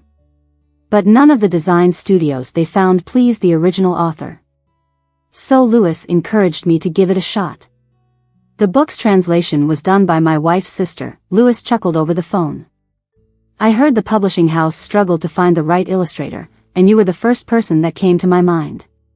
With Lewis introducing us, I met with Anna, who works at the publishing house, and Helen, the translator.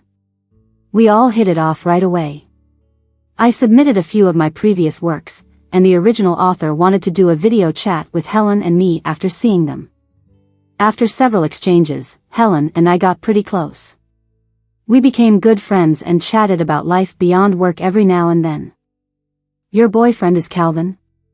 She exclaimed one day during a chat, then he should know my husband. When I asked Calvin later, he was surprised too. Her husband is Lucas? What a coincidence. He's in my department. Don't you remember him?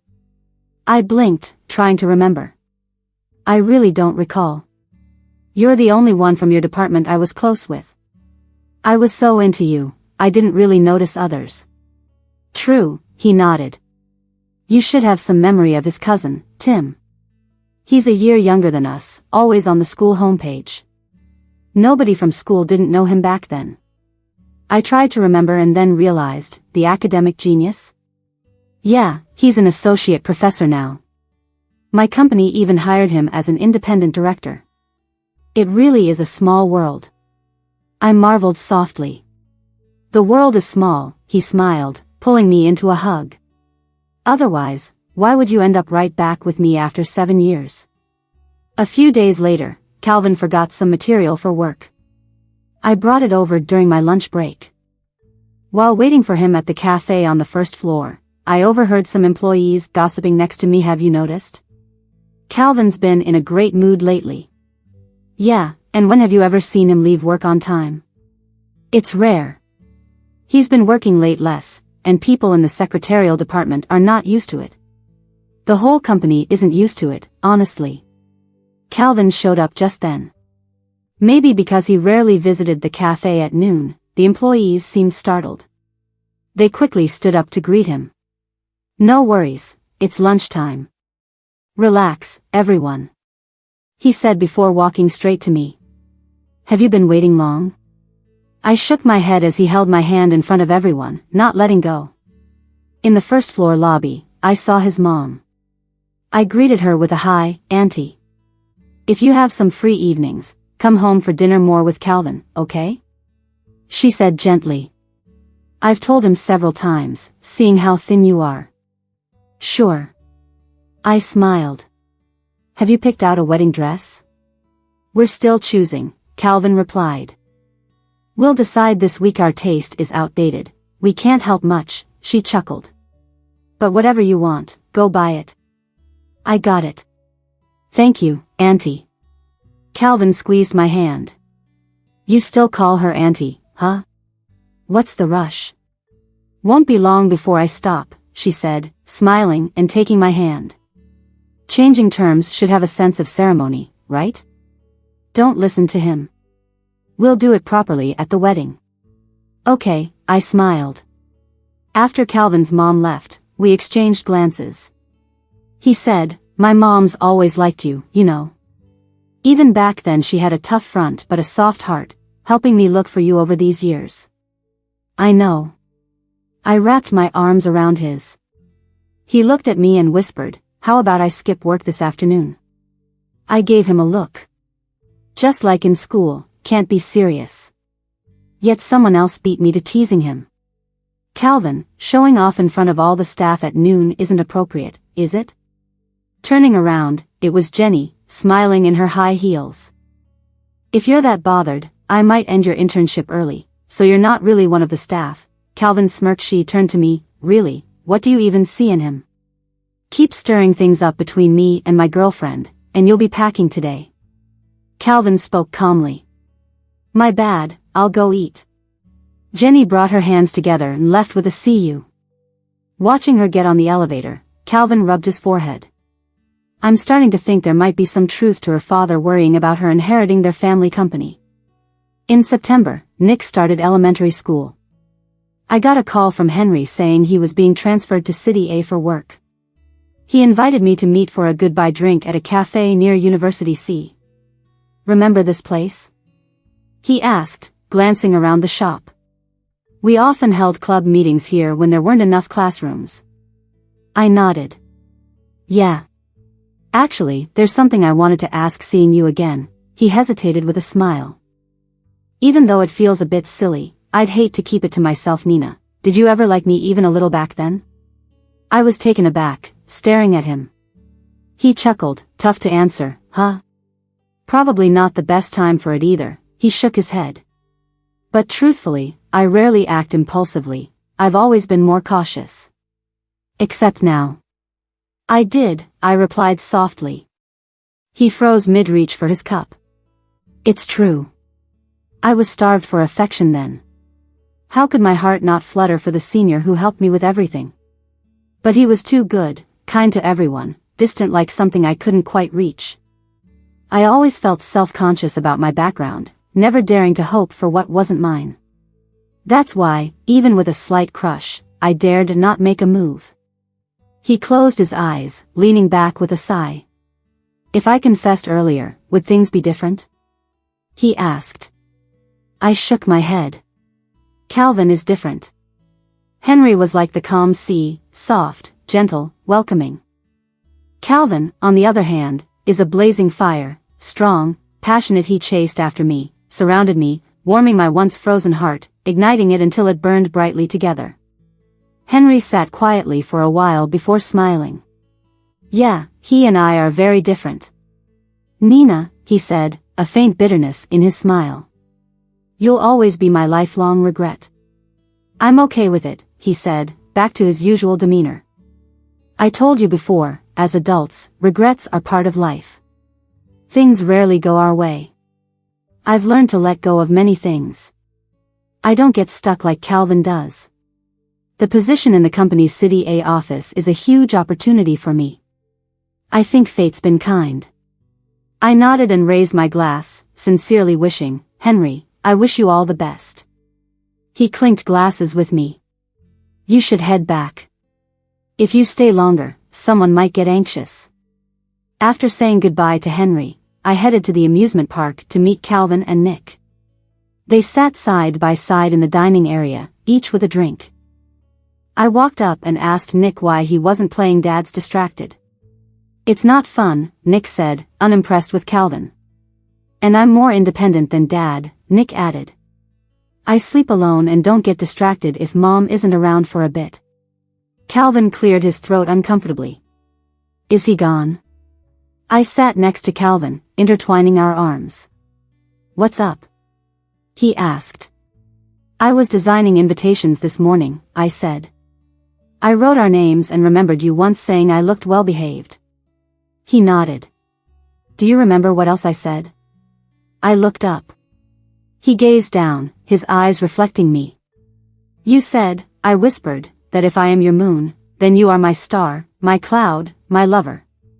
No matter how others see you, if anyone rejects you, no matter how much time passes, I'll always be with you, to be your." "To be your?" He smiled and gently kissed my forehead. Forever love. Calvin's epilogue. After getting married, Calvin attended a big business party with Nina. Once there, Nina noticed Helen and Lucas were also present, and they introduced her to Tim's wife. Alice, despite her petite and cute appearance, was a CEO of a toy company.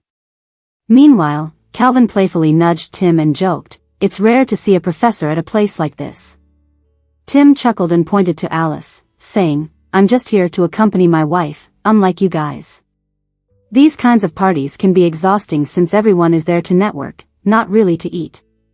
So after the event ended, Lucas suggested, "How about the three of us have some French food together?"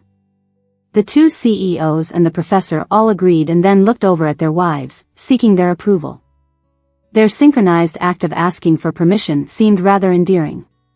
At the restaurant, the men talked about their topics while the women discussed theirs. Helen and Lucas's twins were just over a year old, Alice was newly pregnant, and Nina was the only one without pregnancy experience but with loads of parenting knowledge. She shared first-hand experiences of raising a child from ages 0 to 7, which had Helen and Alice listening intently, almost ready to take notes. Close to midnight, the guys across the table were dozing off and yawning, while the women's discussion was going strong. Luckily, the next day was a Sunday. Calvin, being very disciplined, always woke up at 7, no matter how late he went to sleep the night before. He had just prepared breakfast for Nina and Nick when a huge package arrived. "Hello, Calvin. I'm from Alice's company. She arranged these toys for your wife and child," the delivery person informed him.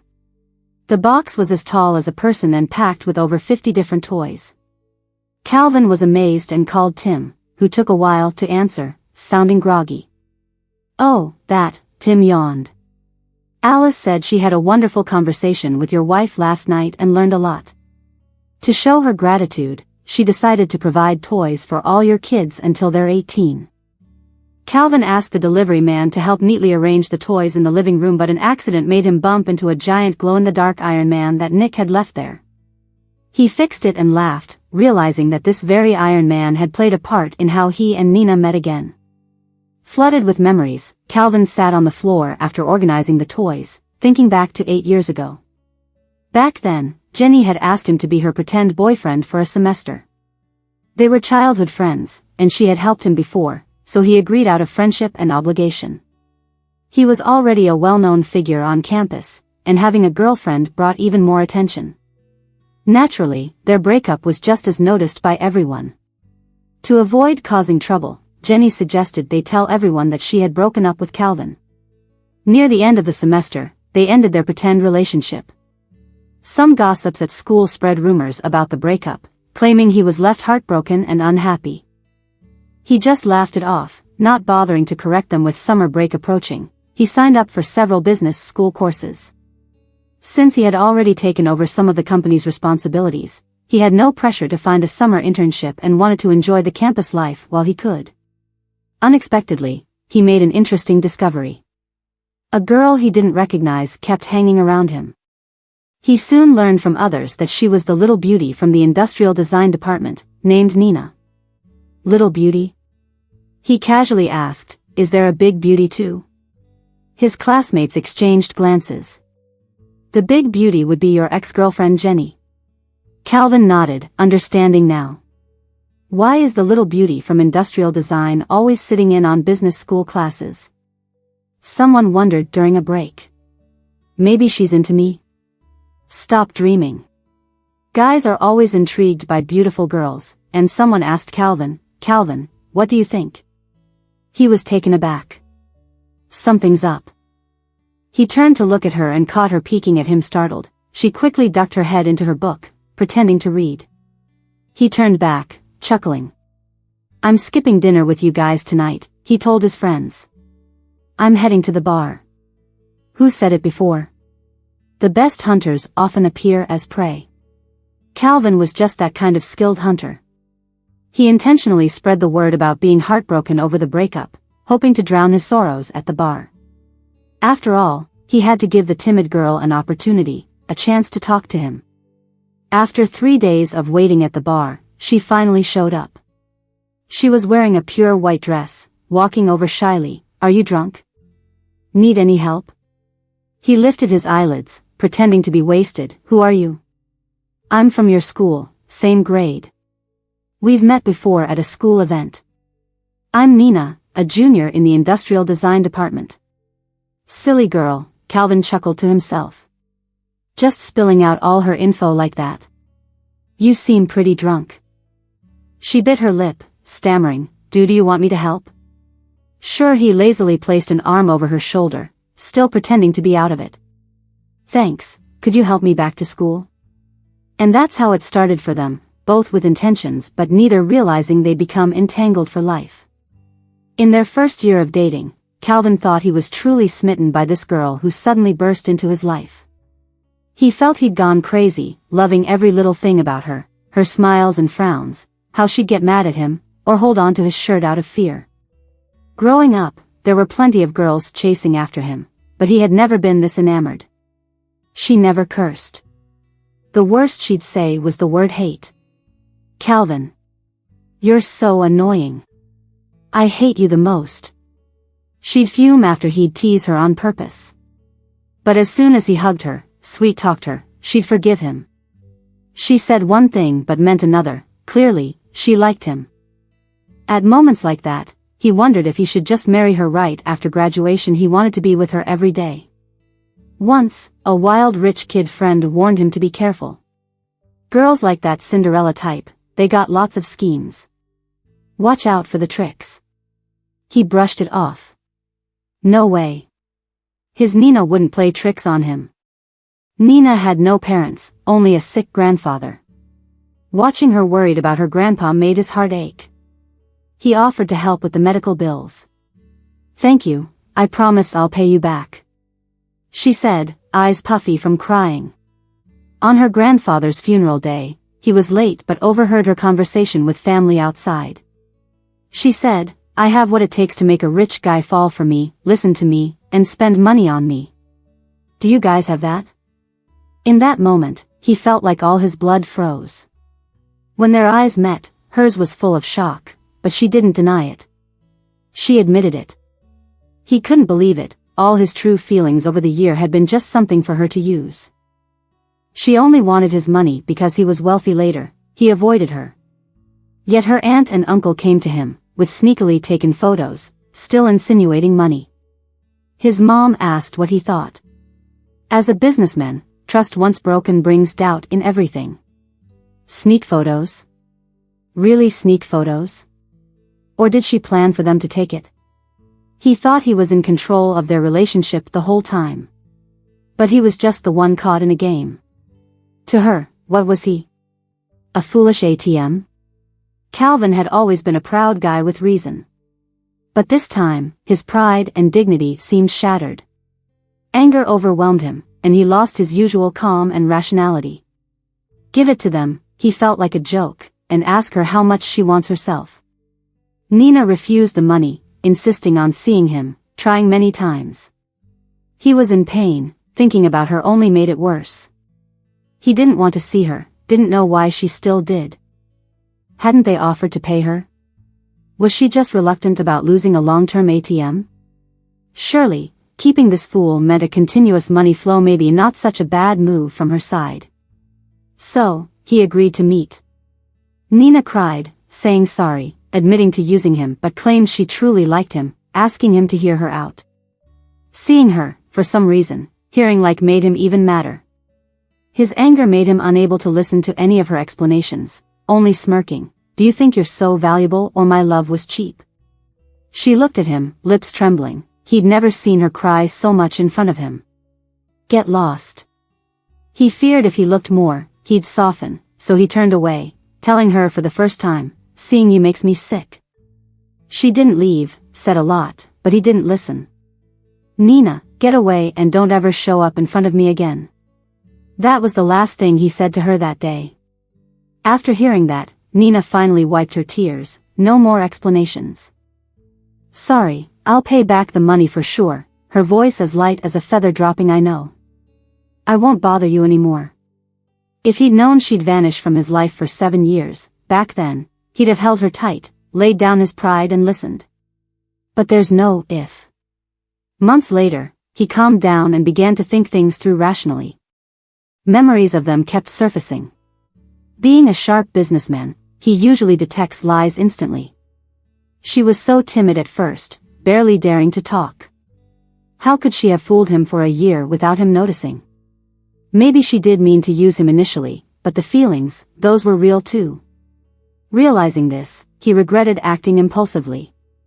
She said she could explain.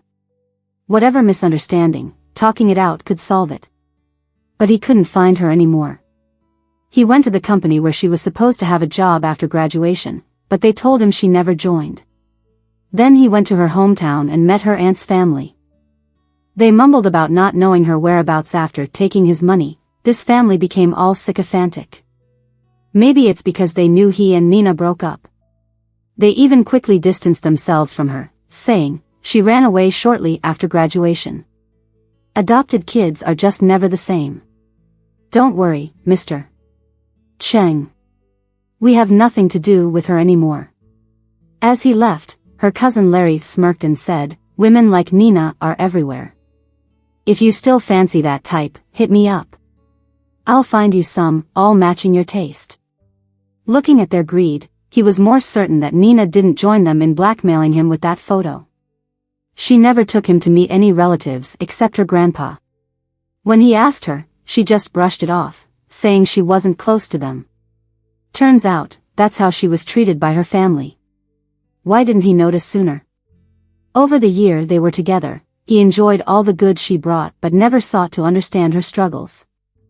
She never complained to him about any troubles nor asked for money except for her grandpa's medical expenses, yet she had been through so much. Months later, he lay on his bed, lost in thought, remembering their last meeting.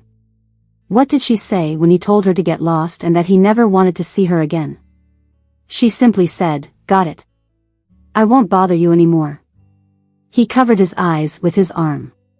How did he forget? She always listened to him. So when he told her to leave, she did, vanished where he couldn't find her. For 7 years, he searched for her. Countless nights, he awoke with regret, wishing he hadn't spoken harshly or pushed her away. Her grandpa was gone, leaving her with no one to rely on. Her vampire-like family didn't help. She mustered the courage to come clean and explain to him, but he wouldn't listen, told her she was disgusting, and made her leave. The person he cherished the most, he ended up hurting the deepest. He tried every method, used every connection, but it felt like fate punished him, always leaving him empty-handed flickers of hope lit only to be snuffed out, and he began to fear she might be harmed. When Nina heard about the old house's demolition on the news, she contacted a neighbor to register her new number. It was then, through various channels, he got her contact info. Thankfully, he thought relieved. She's safe. Living near City J, close to City C, she wasn't alone but with a child. A freelance artist, using a pseudonym, her simple life made her hard to find. That child was over 6 years old. He could imagine her struggles as a freshly graduated student, raising a child alone. The number was in his hand, yet he hesitated to call. It was ironic, after all this searching, he chickened out at the last minute. 7 years, and he still liked her. But did she still feel the same? He forced her out, alone and helpless. Does she hate him now? A real estate friend handling the demolition kept an eye on Nina for him one evening. The friend called, Calvin, that Ms. Nina you wanted me to watch over, she came by today. At that moment, Calvin's heart tightened. Does she look well? His hand holding the phone trembled. Yeah, she's doing fine. She brought the kid. My staff told me she seems headed to see City's Times Square to buy toys. Without hesitation, he drove to the Times Square toys section. From a distance, he spotted her. She seemed unchanged from 7 years before, softly coaxing the child throwing a tantrum on the floor. When their eyes met accidentally, she sighed and looked away, but he could see her panic and intent to leave. That instant, he made a decision. He needed an undeniable excuse to step into her life. Approaching her quickly, he asked, "Is this child mine?" To his surprise, her aversion was immense. Despite his years of business experience, she effortlessly pulled his emotions back to being the impulsive young man he once was. He thought to himself, only she could do this to him. She firmly denied any connection between him and the child, repeatedly asking him to leave. He came to get her back, yet found himself irritated by her and himself. After 7 years, she couldn't be kinder to him? Every simple acknowledgement, any caring words, nothing. She just feared he'd claim the child as his, frantically drawing a line. He didn't dare touch the bowl of bone soup, afraid it would betray his tears like when he first saw her. He felt like a long-lost puppy, finally finding its owner, only to be ignored. That night, he stayed reluctantly and slipped his number into Nick's watch, telling him, "This is Uncle's number. Call if you need anything, and I'll be there." He left a glowing Iron Man toy by the bed on purpose. Immature as it was an act driven by the hope of rekindling something. In her flustered state, she instinctively grabbed his sleeve, an action that delighted him. Holding her, he cursed himself privately while feeling pleased. Her reactions to fear hadn't changed. She might give him hope after all. She must care about him a bit, otherwise, she wouldn't have let him take the bed. He went to see her again on the pretense of the child, but the moment he saw the bruise on her face, he lost it. Who bullied her? Who dared to? On the surface, he pretended to buy medicine for Nick, but he ended up buying all the bruise-reducing meds he could find. It was a bit depressing. Most guys would buy out a clothing store for their girl, and here he was, buying out the pharmacy. Afraid she wouldn't accept it, he had to pretend it was for the kid. He left it gently and walked away, fearful she'd panic and run again. Afterward, he told his assistant to check on her aunt's family. Apparently, since the house was slated for demolition, her aunt kept pestering her, claiming something unspeakable. What? Calvin asked, raising an eyebrow. That she and her cousin are a thing. Her punk cousin? Calvin frowned. Can't be. That night, when he went over, she wasn't home, and when he called her phone, it was off. He got worried and waited in front of her building. When she finally showed up, there was Henry beside her. Watching them together felt like a punch to the gut. 4 hours standing in the cold only to see her looking all chummy with an old schoolmate. She welcomed Henry but rejected him at every turn. Even accepted Henry's medicine. She took someone else's meds after he'd bought so many for her. That night, they said things they didn't mean. She claimed she never liked him, while he turned away, spitting out cold words, holding back tears. He instantly regretted it, punishing himself with endless work for a week straight, drinking himself to sleep. Then Nick called, sobbing that his mom collapsed. He ditched his work immediately and rushed over. There she was, on the floor, unconscious. He gathered her up and called out desperately, finally bringing her back to consciousness. In a daze, she called him Calvin and cried, saying she was scared. His heart shattered. What had he been doing these past few days? Realizing he'd been such a jerk. Even though he'd been telling her not to worry, truth was, he was the most terrified. Scared that just as their story began anew, he'd lose her again. Whether she liked him or not stopped mattering that day. She just had to be okay. He brought her to his apartment to recover, but true to her nature, she drank his strong whiskey. Reminded of Henry, he couldn't keep his jealousy in check and asked again. Her answer was the same, she didn't like anyone. He decided to just accept it. At least she didn't like Henry, meaning he still had a shot. For the following days, he avoided her a bit, scared of pushing her away, giving her space while she healed conveniently. Group strategic partnership talks took place those days, giving him an excuse to stay out late. Meeting Lucas, a college buddy, for 3 nights to finalize plans. By the 3rd day, not even 7 o'clock, Lucas was done. Calvin, I've worked 2 nights overtime with you, Lucas quipped. This can wait till Monday. It's Friday, let's call it a night. As not just business partners but old friends, informality had its place. With legs crossed, Lucas continued, man, none of us in C City can keep up with you. My old man used to say, look how hardworking Calvin is, every time I slacked. Your pace is haunting for the rest of us, you know, he joked, rubbing his forehead. Calvin chuckled. All right, you win. We're done for today. He paused. How about dinner? Nope, Lucas declined. Dinner with the wife and kids tonight. Maybe it was Lucas's words, stirring something in him, or needling at him. He called and said he'd be home for dinner. He never expected her to cook for him. He was a picky eater, no onions, no cilantro. She remembered. The noodle soup she made was a nostalgic taste he craved. The warm meal warmed more than his stomach. Unable to sleep that night, he went to the morning market, bought her favorite shrimp, made seafood fried rice. A man who never lifted a finger in the kitchen, who once saw cooking as mundane, had learned for her. When she came to tuck him in, he wasn't asleep. As her fingers grazed his forehead, he couldn't maintain the charade and grabbed her hand. Eye contact revealed Nina, unable to hide her emotions, the Nina with eyes full of love he had once seen and longed for. At that moment, he knew she'd been lying. She liked him. Yet, she wouldn't say it. After reading her a bedtime story, he sighed at her sleeping face, longing for the words he wanted to hear. Knowing she cared was enough for now. The next day, a hasty hang-up from Nick had him worried. Calling the housekeeper, he learned Nina went back to her rented place.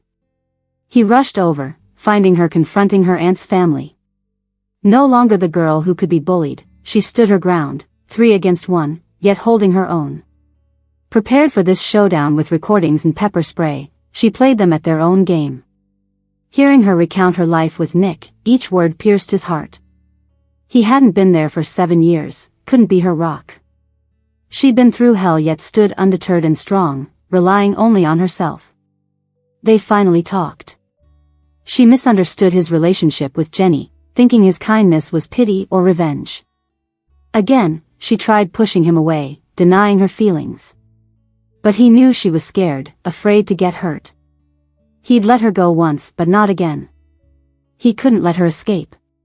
With determination, he pressed on, persistent and straightforward. A skilled hunter when calm and rational, he'd backed her into a corner despite her protests, his plea leaving her no escape. Nina, I'm begging you, just tell me the truth. She tried to run, but he wouldn't allow it. Finally, she surrendered. Begged him to let go. Could he? Their shared longing ignited, 7 years of yearning finally exploding into fireworks in their hearts. Passion turned to tenderness, rediscovering each other again after so long. Watching her sleep peacefully that night, it all felt both real and surreal. She was truly back. 7 years felt endless. Yet now she was here, they were just a moment's blip. Their future promised many more 7s together. This time, he wouldn't risk losing her again. The bedroom door swung open, and Nick launched out like a small rocket, spotting a room full of toys. Are these all for me? Nina, surprised as Calvin, echoed him. All these toys? Must be because my wife has superb negotiation skills. Calvin teased, with someone as generous as Alice, not having more kids would be a waste. I want lots of brothers and sisters. Nick shouted, raising his hands excitedly. All right, you too, Nina blushed, linking her arm with Calvin's. Let's eat breakfast. Henry's epilogue. Henry met Nina through their university club. Actually, even before that, he had heard teachers mention her several times. From a poor background but highly motivated, her design work had won several national student competitions. She always seemed to be on the scholarship list every year. Low-key yet hard-working, beautiful yet serene, she was the little dream goddess of many boys in the Design Institute. At that time, the Design Institute had an official club called the Design House. It was organized by faculty and involved outstanding students from each class. As a graduate student, Henry was a key figure in the club. Nina joined in her junior year and quickly became a core member. She was beautiful and outstanding, had a gentle personality, and always helped others really, like a star in the night sky. Henry enjoyed working with her. After learning about her family situation, he couldn't help but feel sympathy and took special care of her. But he didn't know that back then, Nina was actually quite insecure. Being an abandoned child and feeling constantly rejected by her aunt's family made her feel unworthy of love and afraid of rejection. Henry's concern did stir feelings in Nina, but she never openly expressed them. Their relationship took a step closer because of a rainstorm. Henry had just recovered from a cold. After a club meeting, it started pouring outside, and he didn't have an umbrella. Nina offered him hers, saying, "You just got better, take mine." "Do you have two?" Henry asked, confused. "No," Nina smiled. "But my coat has a hood. The rain isn't heavy, I can run home." She put on her hood and jogged out of the building. Henry hesitated and then caught up with her. "You can't let a girl walk in the rain," he laughed, pulling her back. The umbrella was small, but they squeezed in together. That was the closest they ever got. After he walked her to the dorm, she waved goodbye under her umbrella, smiling in the rain. At that moment, Henry finally understood what it meant to feel his heart skip a beat. But after that, though their relationship got a bit closer, neither made a move. They still kept that senior-junior distance. Henry usually did things at his own pace. He thought it wasn't the right time, so he took it slowly. But he hadn't expected that when he returned from teaching during the summer break, she was Calvin's girlfriend. Calvin was quite the opposite, a really high-profile person. As with Jenny before, everyone quickly knew he had a new girlfriend, Nina from the industrial design department. Many privately thought Calvin was just having fun, especially since he got a new girlfriend just a month after breaking up with the last one. But Henry didn't see it that way. Once in the campus cafeteria, not many people were there. He happened to sit near them.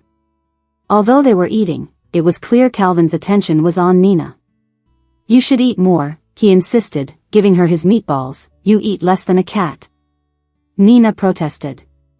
He pointed toward the entrance. "Isn't that one of your faculty?"